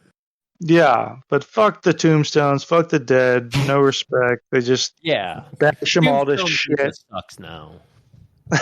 Yeah, That's a hell of a nightstick. I mean, obviously they're made out of styrofoam, but it's supposed to be marble, and that's pretty rough. That's what you have to keep. Those are special nightsticks. You have to keep them in the back of a trunk altogether. I really appreciate this about these cops is that they're like, we need to beat some ass. Let's get the nightsticks out. So you know what? Let's give it to these cops. Right. I agree. So she gets away, but not from Show. Show follows, and she leaps over a fence. And then I like Show. He takes off his jacket because there's a barbed wire on the top of the fence. He lays his jacket on the barbed wire, but he doesn't need to do that because he just does a show over it. Yeah, he does a double gainer, without swan dive. any momentum. He just flat jumps. Swanton bomb. Yeah. Let's not talk Jeff Hardy right now. I mean, come on. So it's fascinating how he jumps over this and everything. So now we're, of course, working in an abandoned house. Yeah, it's a crack house. Because we've seen that abandoned factories have been bought up by single white ladies who are really into aerobics. So it's like, what's the next venue? Single family homes that are abandoned and apparently like dilapidated and everything. Because they have This was like an unfinished home. It was totally You think they were gutted. building it up still? And they just happened to put fucking sinks and ovens and showers in there? Had, like boards on the windows, so it feels like it was like a condemned, like they had like to be. The cemetery backed up to like the ghetto almost. The ghettos of Phoenix, ghettos of Glendale, I guess. Exactly, Paul. You're seeing my point here. It's just this was dilapidated. This is a ban. It's not coming up. It's going down. No, yeah. Yeah. The scrappers got to this house. There's no copper. Yeah, there's no copper. You didn't see any copper. No. And half the fucking boards were just blown out too. Right. And Show's about to learn that. And it just so happens that because, of course, Black Ninja, his mind is fused with Chris's mind. He knows that all these Arizona houses are just dilapidated as fuck. So he knows about the pitfalls and everything. So he's got a one-up in here. See, I felt like this scene also showed Sho Kosugi's, I don't know how to, like, his shortcomings as a true ninja, because his like awareness, his surrounding like awareness is not the best here either. Yeah. He has no eye. He has no depth perception. With the slit that he can see through, he's a fake Cyclops. So you would think a ninja would know that a ninja would be hiding up in the ceiling rafters above you, but it completely catches him by surprise. Then she jumps down, actually lands a kick on him. I was kind of confused about his credibility, his Phoenix street cred as a ninja. Because, I want to say that Sho is trying to make it believable that he would lose a fight to a woman. He knows she's a woman. So he's kind of he's selling too much. But then he gets like knocked down the stairs, and then I thought it was funny how it's basically like a thin slice of wood is coming down as if it was a guillotine. Plywood. Yeah. Well, Lambert said he's like, hey, low budget, you use what you got. So we just use it. It's a fucking ECW hardcore match basically breaks out because garbage cans are flying, kendo sticks, everything. I thought it was a little overkill when Sho pulled out the bag of tacks and threw it on the ground. I'm like, we don't need that. We've seen enough tack action in this movie. Right. The tack ring that she had earlier. It's like, come on. We still have more tacks to come. That's what disappoints me. And so, he falls through he gets thrown. Oh my God! I'm gonna do my best JR here. Very good. Thank you. Baga! Doesn't he jump up through the floor? I think. Yes, he does. Yeah, he does. Or should I say, Steve Lambert does? Steve Lambert. Because he really did. That's not even a joke. He's like, yeah, I did that stuff. Yeah, of course he did. Because, of course, they reversed it. He really went down, but then they just reversed it. That's right. They used that a lot, though, for the flips and everything, like flipping up onto the... Okay, yeah. Yeah. And so, but then he does fall through, and then he gets impaled on a splinter. Yeah, that was good. Guys, that's the worst. That's Splinters. good. He sells it. He sells it well. You know what I mean? He's not like one of these AEW fuckwads. Like he actually sells it. Wow, we didn't say that. A guest came on our show and said that. He would know better than anybody. He probably knows some of these guys. Unfortunately. So then he actually sells the splinter. I thought very reminiscent of "I'm gonna get you, sucker," and I dug that because it showed. You never want a lead, like especially like your main kind of hero guy. You never want him to be invincible. Like that was my problem with like Best of the Best 3, which I don't know if you remember Best of the Best 3. That's our problem with Seagal. He never sells. Yeah. Never sells. Yeah, and that's the thing. Like you can't. Like I think if you watch Best of the Best 3, it's Philip Ree, who's I think he directed it and he wrote it, but it's like he basically goes to this small town. He's fighting a bunch of racists. I legitimately can't remember him even taking one hit in this whole movie, and it was so unbelievable. So you got to have your main guy sell and look like he's somewhat in peril, even if it is from just like a splinter or something. But just to make it a little relatable. I mean, I'm in the middle of like a guy's like 45-hour critique of the Star Wars Episode 7. And he's just talking about, of course, Rey and all the other characters and everything, and how it's like, how is anybody supposed to relate to Rey? Because Rey is immediately good at everything she does. Right. She's like, you think that they're building it up where she's going to be into Han Solo, and instead of being the Luke Skywalker of the sequels, she's going to be the Han Solo. And they're going to have somebody else be the Han or the Obi-Wan, and they're like, oh Right. no, she's gonna be everything in one, and then Right. double that, and then triple that, and so Yeah, no, you just can't. You're just explaining why we all hate modern action movies because they don't do that shit. yeah, anymore. they've forgotten all about this art of being like, we want to relate. We want to relate to Bob Odenkirk. We want to be like the 58-year-old guy just trying to go get a pizza, gets jumped, and his Buffalo Bill's fucking starter jacket gets blown up on him, and he has to murder people. You're getting for it. really personal with that. I know. one. I'm sorry. It was too personal. So Selling drives the story forward. We'll just leave it at that. Selling drives the story forward, right? Exactly. well, Thank yeah. you, Sean. What's the point of watching it if there's no vulnerability? You're just like, why Exactly. do I care about this guy? They're gonna win. Yeah. Oh. Anyways, Which makes a Jack Burton a perfect lead character, even though he's the sidekick. I know you're not the biggest Jack Burton moccasins fan. No, I just But- no. You're just representing me now. How dare you? Oh. I love Jack Burton. I hate the moccasins. Yes. But hey, man, you can't have Jack without the moccasin boots. Yes, Okay. we could if I was in One charge of or the other. costuming. All right. You see Jack Burton wearing flip flops or like some caterpillars? No, he needs to have the goddamn moccasin boots. You see what I'm saying? You're acting So like that's moccasins. part of why he shoots the ceiling. It lands on his head. He's the biggest like klutz blowhard. It's perfect because he's wearing his goddamn moccasin boots. I think I pointed that out too. I said I hate it, but I think I know where they're going with it. I Right. think I did. I don't know. Go check out that episode, people. Big Trouble in Little China. Yeah. Okay. So yeah, I still don't like it. And I never will like it. All right. Okay, You'll never okay. see me in a pair of moccasins. Hold on, all hold I'm on. saying. Let's all breathe. They're practically tabby boots for Native Americans. We're breathing together for a moment here. We're gonna persevere. We're gonna get through this movie. We're approaching the 9-hour mark here. Woo! We're gonna get through this movie. All right. So they have finally. Wait, are we at the point where they finally square up in the attic of this fucking dilapidated house? No, they're done. They're done? They're done. The fight is done. 'Cause he impaled himself on that. He's a vampire, apparently. Yes. He impaled himself on that stake. And Chris has jumped off the window. Or should I say, Steve Lambert jumped out the window. Exactly. He did. Did a great flip. And here's the window.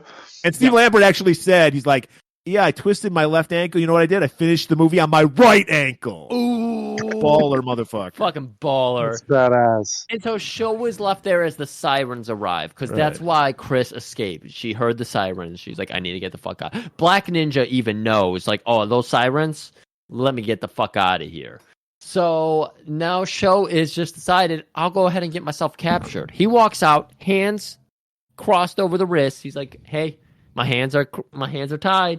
And so, of course, that's how Police 101. That's how you And know. the police see a person who's not white, they go arrest him. This So that's is what they the do. first time racial profiling worked out properly. Because Well, it Billy- didn't work out properly at all, but it worked out for Show's plan. Yeah. Right, He right. took advantage of their innate racism. Right, because they're like, we're going to book this guy, and I'm not going to use any kind of slang that they use here. We're just going to let it stand. But it just so happens that Billy arrives, and he goes, that man right there, he looks a little slanty. I bet he's a ninja.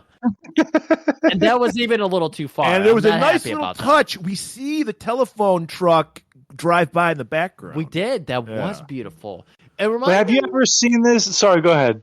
Oh, I was just gonna say, it reminds me a little too much of the Ninja Turtles van, but anyways, She's predating April O'Neil. I mean, she has Yeah. a similar look. yeah, I it just really never does. seen a cop say, "Let me talk to him for a second and get in the back seat Mhm. with the perpetrator." Like, I mean, I think that shed a lot of balls for old Billy. And the fact that he didn't bring any of his like dissuasion tools. He didn't bring a Coca-Cola. He didn't bring an Right. M&M with him. Like nothing. Right. Nothing. Not a fortune cookie. Nothing. Like, didn't try to lure him in any way.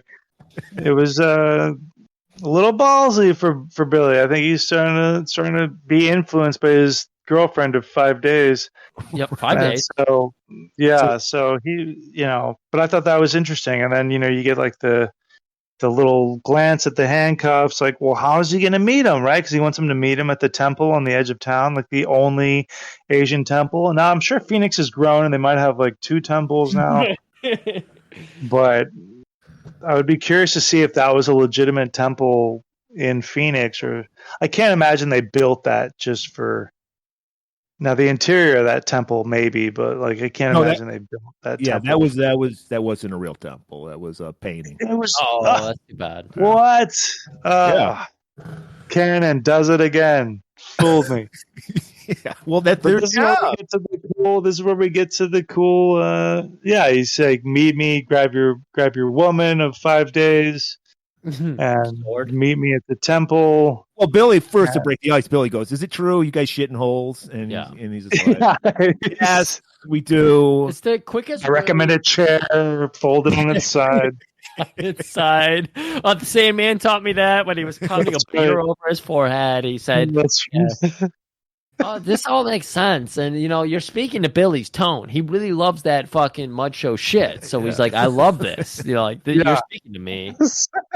I'm the biggest Taz fan around. You didn't pick up on the mic, but when they were fighting in the thing, Billy was there watching, and he was going, "Holy shit! Holy shit!" You deserve it. Yeah, when they arrest him, he does that. I'm sorry, everybody. No. Let's finish this movie. Okay, so now we know that Shohei has told them, "Hey, you need to get sword and woman. Right. That's everything to this temple. And yeah, don't worry about me. I know you can't get me out of here easily. So just let me do my thing." And so is this next shot just him in the back of the squad car? Yeah. Okay. There were 3 cops, and this is where he shows you the utilization of that patch scabbard sheath whole thing on his eye. It has a name. I can't remember what the name of it is, but I don't want. It's like Subi or something like. Yeah, I don't know anything like that. Yeah, that was 3rd day, but yeah. So he pulls he pulls out a little pricker. Here's another tack, right? I think that he pulls out. Well, he pulls out the little blowgun first. You know what? I bet it was. Oh, that's right. It was a Bene Gesserit from fucking Dune. Yeah, of course. Well, he pulls out. Yeah, he pulls out the. He's got a tiny little fucking blow dart. Yeah. Nonchalantly just shoots it into the kills. These cops are just doing their job. Now he's ready to just murder people. As far as we know, Right. we don't know what these It could weapons be. It do. could be a sleep kind of thing. I mean, we know from Dune that the tiny needle tells the tiny truth. So maybe these cops were just having to face something that they couldn't face before. I don't know. Fear itself. Oh. And then he pulls out like a little like dart thing or something, and lightly taps the guy in the front seat. That was in the Bene back. Gesserit, man. Yeah. Yeah. And then the driver pulls out a gun and starts. He like nonchalantly knocks the gun away. At least he stops and puts the car in park. He kicks him from the back seat, which I thought was actually pretty impressive. That was one of the more impressive show moves. Is he kicks him while handcuffed from the back seat in the face. I mean, and then how does he kill him? Does he claw him in the face, or no? That's the first verse. I don't think he kills him. I think what he does is he adjusts, like a chiropractor, he adjusts his neck for him to go to sleep for the next 14 minutes. Okay, that's right, because he needs the guy's keys to get out of the handcuffs, because he doesn't have any more tools in his toolbox eye patch. How many things? Only so many tools you can hide in your eye socket. Exactly. That's right. That's right. He's all out. So now Bill goes. He's got to get Chris. So he goes back to Spencer's, and Gun drawn. Right? And He has she's a like gun covered drawn. in bruises now. She's like fucked up. Well, he gets a moment alone to go through. Well, he goes through a little bit more than he should. And Murray, by the way, I'm against this. You Even know though they've what? been dating for when it 5 comes to saving your girlfriend from demonic possession, I will allow you to go through someone's closet. Okay, but Oh, okay. yeah. That's good to know. Yeah. Because Okay. But He's- only when it's demonic possession. he's going through all of her shit. He's Yeah. going through the underwear drawer first, Yeah, well, yeah. and then he's going through the teenage undergarments drawer that she has because she's kept those as a relic. Training undergarments. Yeah, He excuse was me. looking for the schoolgirl underwear. Yeah, Oh. yeah, exactly. He's like, in Japan, you can get these out of a bed. Well, that's what he's thinking. I could sell these on the street for at least $45. Painted contraband. Yeah. So and then he goes to the closet and he sees the katana laying right on there, and he goes to grab it, and that's when Chris comes out. What are you doing? Chris is like me. She's like, what the fuck you doing? We go through my shit. Like, nothing. It's nothing. funny how whenever you go to the bathroom, you catch me when I'm touching the swords in your closet. It's just weird how that happens. Leave my swords alone. I can't. And then she's like I said, she's covered in bruises from that fucking vicious fight she had with with eye Joe, bruises, fucking which all over immediately chest, go away. shoulders. By the way, in the next scene. Well, yeah. Ninja healing, is that a thing too? Yes. So that's part of the V8. Adds to the nutrients. Quick healing. Just pour some V8 on. It's like putting a steak on your eye. You just put some V8 on your bruise. Yeah. Bruise goes away. Someday we'll really square you down for some ginseng secrets. We know all about ginseng and its properties. So Yeah, Chris, like most cops, freaks out and pulls his gun on her because she's like, what are you doing? And then the ninja takes over and knocks Chris down and then slashes at him and stops right before it. This scene was actually Shokazugi did it. And I guess the guy who played Billy was like, yeah, Shokazugi was like cracking up because he's like almost killing me and I'm freaking out because I'm scared he's going to hit me with his sword. But obviously, Sho's a fucking pro. He knows what he can come within a hair of hitting you. So Sho had a good laugh at that. But yeah, so we can see that she's still fighting her love of her life for 5 days now. 5 days. 5 days boyfriend, love of her life. She's already told him too, hasn't she? I love you. Like, has she said that before, or is that in this scene? Oh no, you're right. You're dead on. No, multiple times she's already said you are the what is the old Game of Thrones line? You're the moon of my stars or something. You're my Calithazar or whatever. She's getting into all that fucking heavy shit, and she's like, you'll get that soon when Game of Thrones is on HBO. Yeah. So she takes out. Apparently, she's in control now because she's going to the Japanese temple, and Billy chases her. Literally, just skids out and says, "Fuck it, I'm out. I can't do anything." I guess I got to do this on foot now. I don't know. And we know what cops feel about doing any work on feet. You don't do it. No. Yeah. And so now we're at the temple. Sho shows up with the body of the black ninja. Show enough. Brings him in. And then, like 5 minutes later, Chris shows up, and so we got the ninja body laid out. We're following Chris now as she wanders through the temple.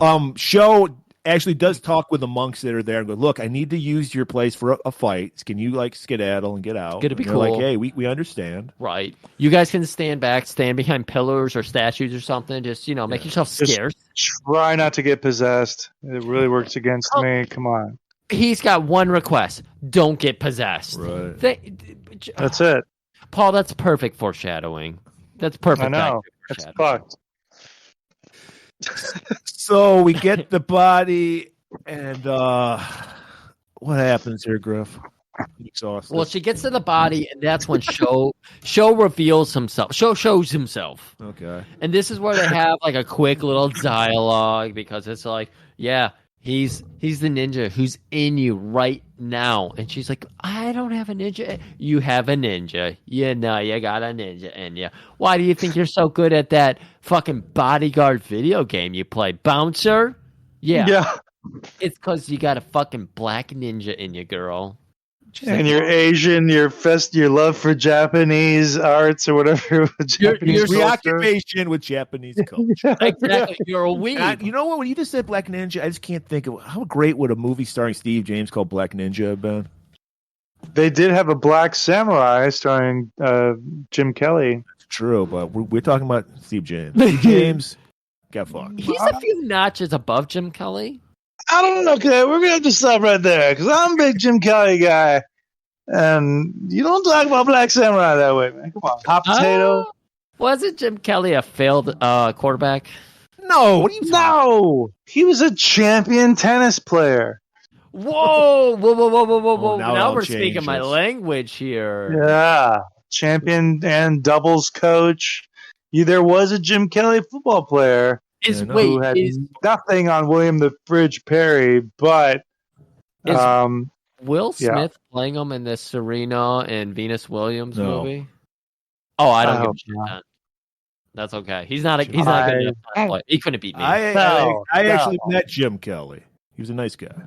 I met him too at a karate or some martial arts convention. Him and Bob Wall. And you're right, he was super nice. Bob Yeah. Wall was a white martial artist in a lot of those Bruce Lee films. Oh, And Bob Wall was Scar he was the guy from Enter the Ninja that raped his sister, or tried to rape. The other one was Enter the Dragon. Yeah, Enter he's the got the scar Dragon. across his Yeah. face. Yeah, And he was also that was a in, great scene because that's where Bruce Lee just bitch slaps him to death. He doesn't even let him get in on like a hit. Right. He starts slapping the shit out of him. man. He's also in Game of Death. At the he's one of the white. He's one of the white bad guys in Game of Death who gets killed in the locker room. Yeah, Bob Wall recently passed away just last year. Goddamn COVID. All right, Griff, lead us through this. All right. So now that we're being explained on the ninja rules, because this is what Show has to tell Chris. Yeah, because don't they Chris and I thought Chris and Show fight. Okay, but first they have a dialogue.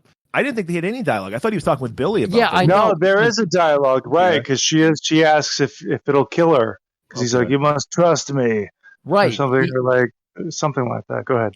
He explains to her that she's got this demon in her, and it's this black ninja, the one that's right before her, the one that's who, by the way, never wears black through the entire movie. Never, except I love that black ninja liner.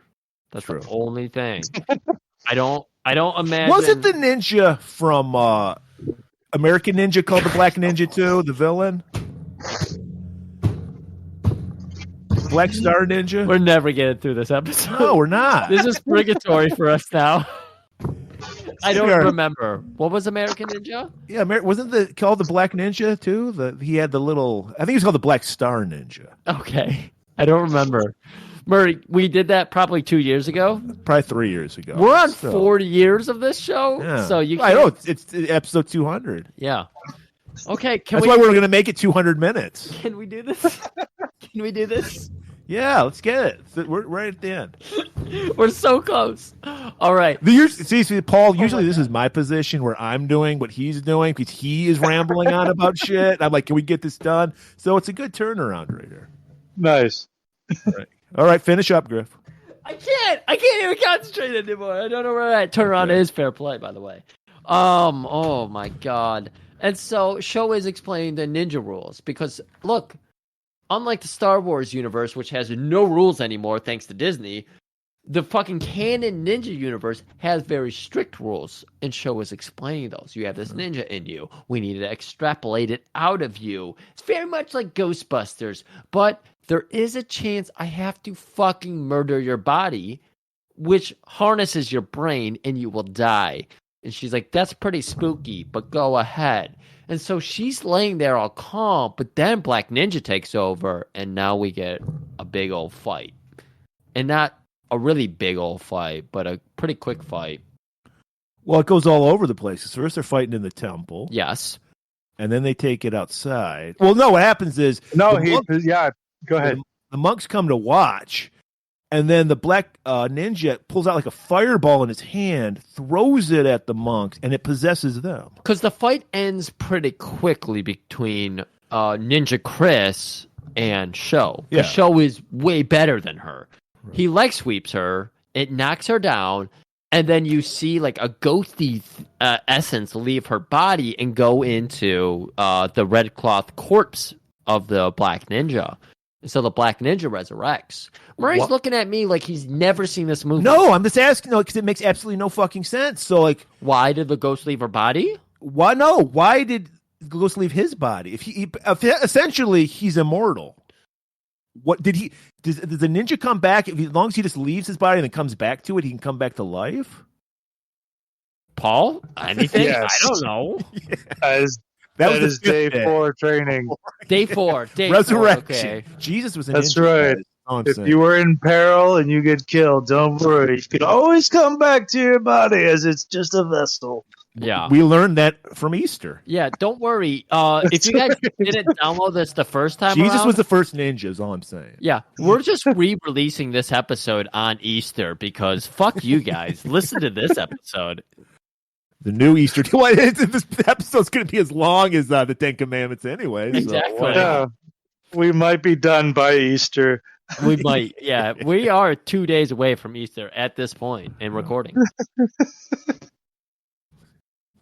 So, all right. So now he's entered his old body again. Now the fight is on. Right. But it's not, because Sho's like, I can take care of you with one eye tied behind my back. Sure. So he's beating the shit out of the ninja, and then he's like, oh, fuck. I guess I got to call in my backup, my goon squad. So he possesses the monks. Right. And then Sho just takes care of them. And he runs away, doesn't he? He runs out of the temple. Right. So Sho, he exercises the monks. They're fine. He doesn't kill any of them. And he chases after them. So now we're in the mountains. But then when they leave the building or the temple, Billy tries to look tough and heads out after as if he's actually going to fucking do anything.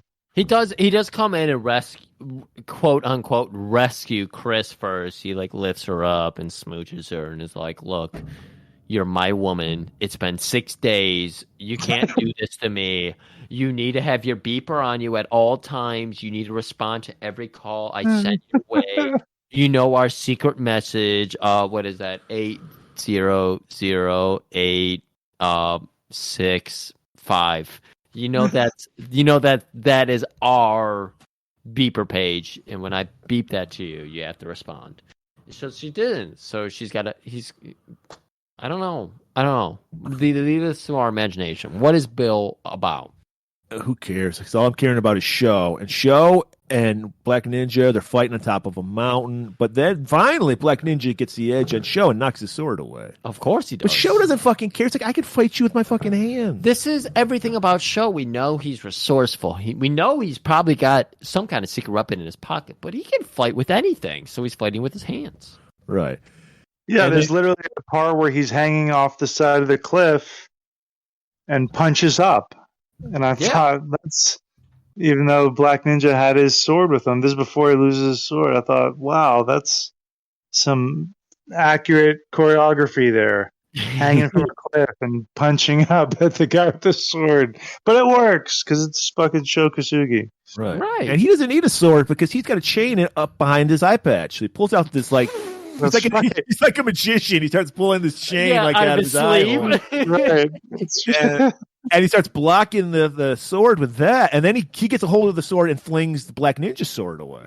No, excuse me. What he does is he flings his own chain away. Black Ninja comes down with the slash, and he's just like, bitch, I was teasing you. And he catches the blade with his palms.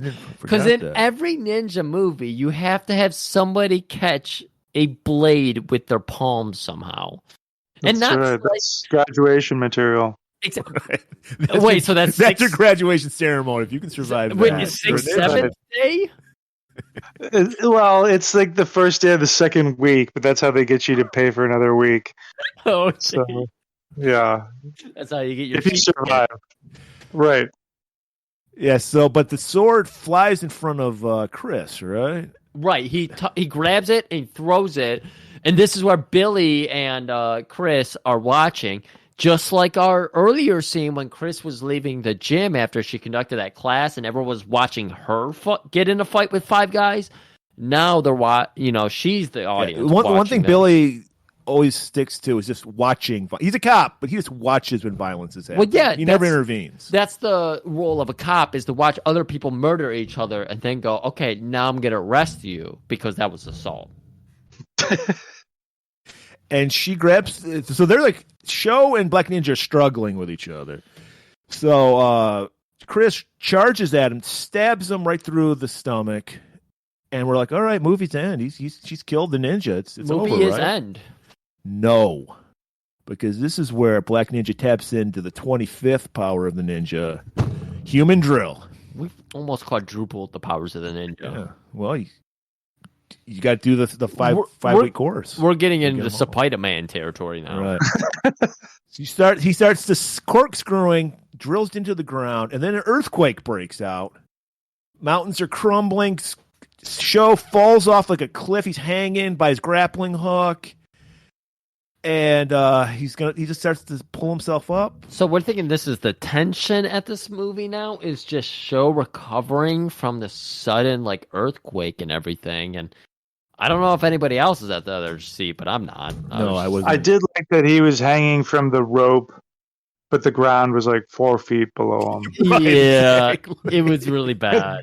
kept wondering, like, why does he just jump down? Like, who cares? Yeah. We've seen you drop from like 85 feet. Surely a 4-foot fall would be fine. Come But on, Joe. Good, he ddidn't jump down because below is the Black Ninja. He returned Yep. and he He had grabbed. to go down there anyways, right? Because he grabs him. And go ahead. How does he puncture him? Yeah, Shodas pulls out another knife out of behind his eye patch. He's got like a 6-inch knife Of course he does. and just stabs him through the top of his head. Well, And then the ninja falls. And then he falls like 20 feet. It's like we can clearly see Sho is 4 feet off the ground. Yeah. And then he falls. And then he just disappears like a ninja should when they die. Except in the beginning of the movie where it didn't it's happen. like watching Power Rangers where it's like these things are digitalized. This ninja is just a digital manifestation in this world. What are we? Are we in the Matrix? That's what this movie made me think. Are we in the Matrix? Okay. But I did like when he disappeared, the swords were left in the position in which he got stabbed. That was Right. a good Sam Furstenberg touch. He knew what he was Very doing. nice. Sho climbs up those last 4 feet up to where Billy and Chris are. Yeah. Does a little move where he's walking away. He turns over his shoulder and goes, "It's over." And you know what? That's the perfect time for credits to roll. We have ended it. We get We a have beautiful finished shot of it. him walking off into the sunset. Just like Ryu. Just like Ryu. We haven't done Street Fighter yet. No one knows what Ryu. That was probably the first ninja I fell in love with. The ninja from Ninja Gaiden is Ryu. Oh, you're right. Yeah. I But love you that. prefer the arcade version, right? Arcade version Ninja Gaiden was way better, right? I've never played it. I was a Arcade version, baby. you could do you can do the run backflip up off the phone booths, and you're way more acrobatic as opposed to the NES version where you're just kind of. I can't. The NES version was like you jump and flip, and I get that, but you're very acrobatic in the arcade version. I can't speak to the arcade version. I literally pay to watch a man play Ninja Gaiden for 7 hours a day. I'm a big proponent of Twitch, so that's where Okay, nice. Yeah, so if we all want to watch a man play Ninja Gaiden for 8 hours a day, just go to twitch.com/Arcus. I think you should actually pay to listen to us talk about Ninja 3 Domination for 8 hours a day because it's probably how long Because we this probably episode's gonna could. be. We're already at 45 hours, so Right. that's a week's worth of Ninja. Right. Or, So when you're taking your ninja training class, when you get home, listen to the Ninja 3 Domination episode of Golan-globus Theater. how do we wrap this? Well, first of all, we got to take time to thank Paul London for doing Of this course. with us. Oh man, you guys are too kind. No, thank you. I like to just getting to listen to y'all's enthusiasm as well.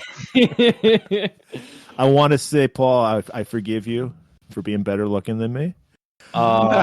Appreciating Lauren Avedon. I don't like that at all.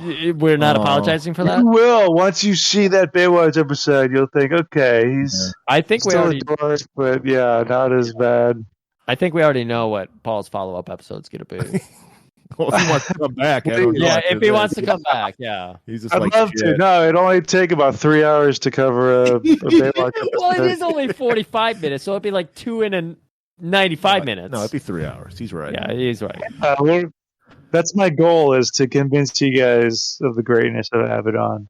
Well, it's gonna Okay, take a lot. you're more than welcome to convince us. This could be our next segment, the Change Our Mind segment. Yeah, please.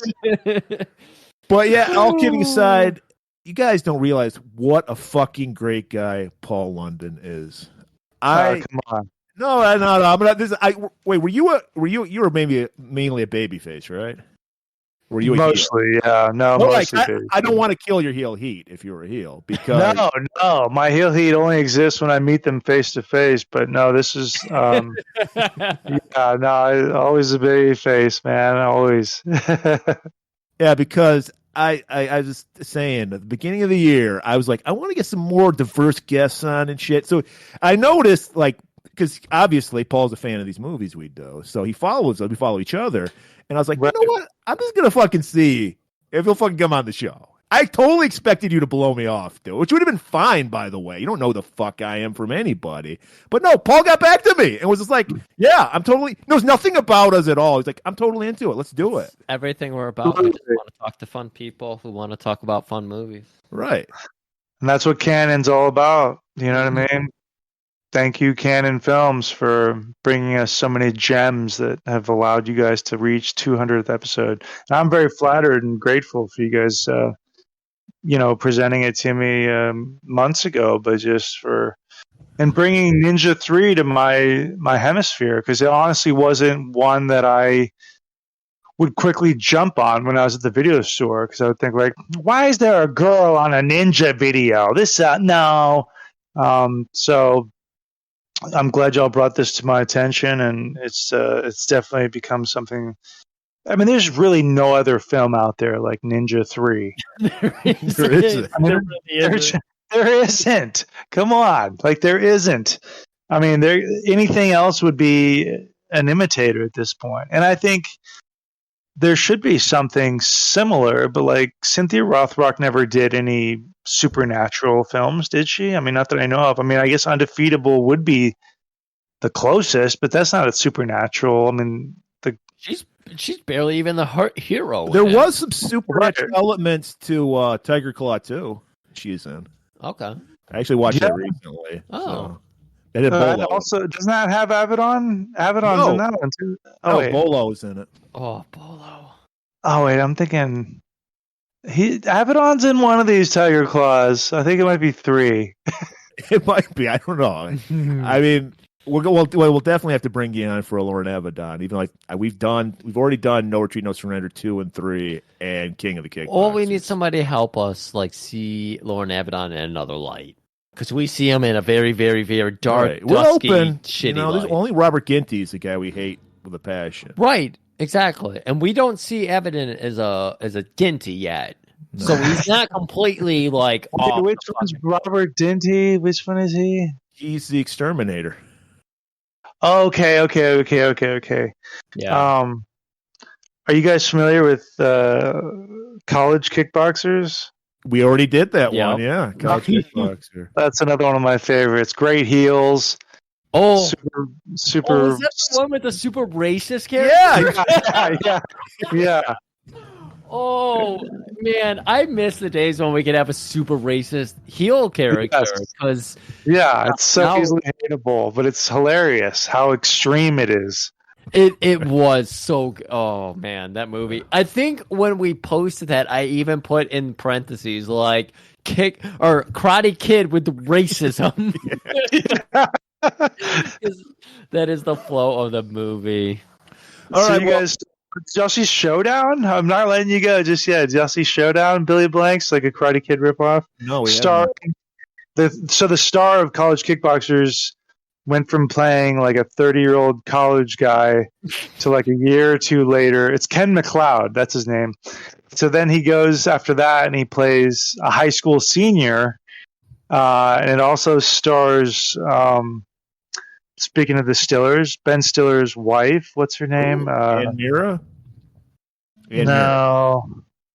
Oh, Ben Stiller's wife. Yeah, I thought you were talking. Ben Stiller's wife from Hey Dude. Christine Taylor. Yeah, she played Marsha Brady. Right. No, yeah, and she was in Zoolander. Oh. She was in Hey Dude. Christine Taylor, I think, is her name, but she's like the girlfriend. But anyways, yeah, it's Billy Blanks is like the Miyagi role. He's like a janitor at this school, and this kid who was I want to say he was Donatello in the original Ninja Turtle movies. God, I'm blanking on his name. But Showdown, it's an awesome movie. Patrick Kilpatrick's like the bad guy. I think you guys would dig it. Showdown, it's awesome. I am writing it down right now. We'll definitely check that out because we're always looking for more movies to tell people they're wrong about. Yeah. Well, this one, a lot of people you'll agree with people who are right about this because it's a good one. If you liked College Kickboxers, you'll dig this one. It's definitely got a lot of unintentional comedy spots in it. All right. No, thank you guys. Y'all are awesome, and I look forward to getting y'all on the Abaddon train. Well, we're gonna have you back on to convince us, but for today, we got to let these people take their cats out. Yeah, there you have it, everybody. You got more than you asked for with our 200th episode. I don't, but we had fun, and that's all that matters at the end of the day. That's right. Absolutely. So, next week, Griff, or for our 201st, I want to give a shout out to our boy Caesar, who follows on Twitter, because he reminded me of this movie that I've been wanting to do for a while. This is going to be a good one, because you're gonna hate the hero of this movie. But if you were a kid, if you were from the 70s like I was, you were a boy from the 70s, this guy was one of your heroes. And his son was in Ninja 3 Domination. Because I'm talking about Evil Knievel, Jeff. His one vanity project called Viva Knievel, where he's portrayed as a literal god in this movie. You will hate him so much. Have you seen it, Paul? No. What's it called again? It's called Viva Knievel. No. Wow. It's a total vanity project. He's perfect in every way. That's amazing. Yes, because that's why we're going to do it next week. So check that out next week. Thank you, Paul. Thank you for listening, and we will see you next week. Keep it warm.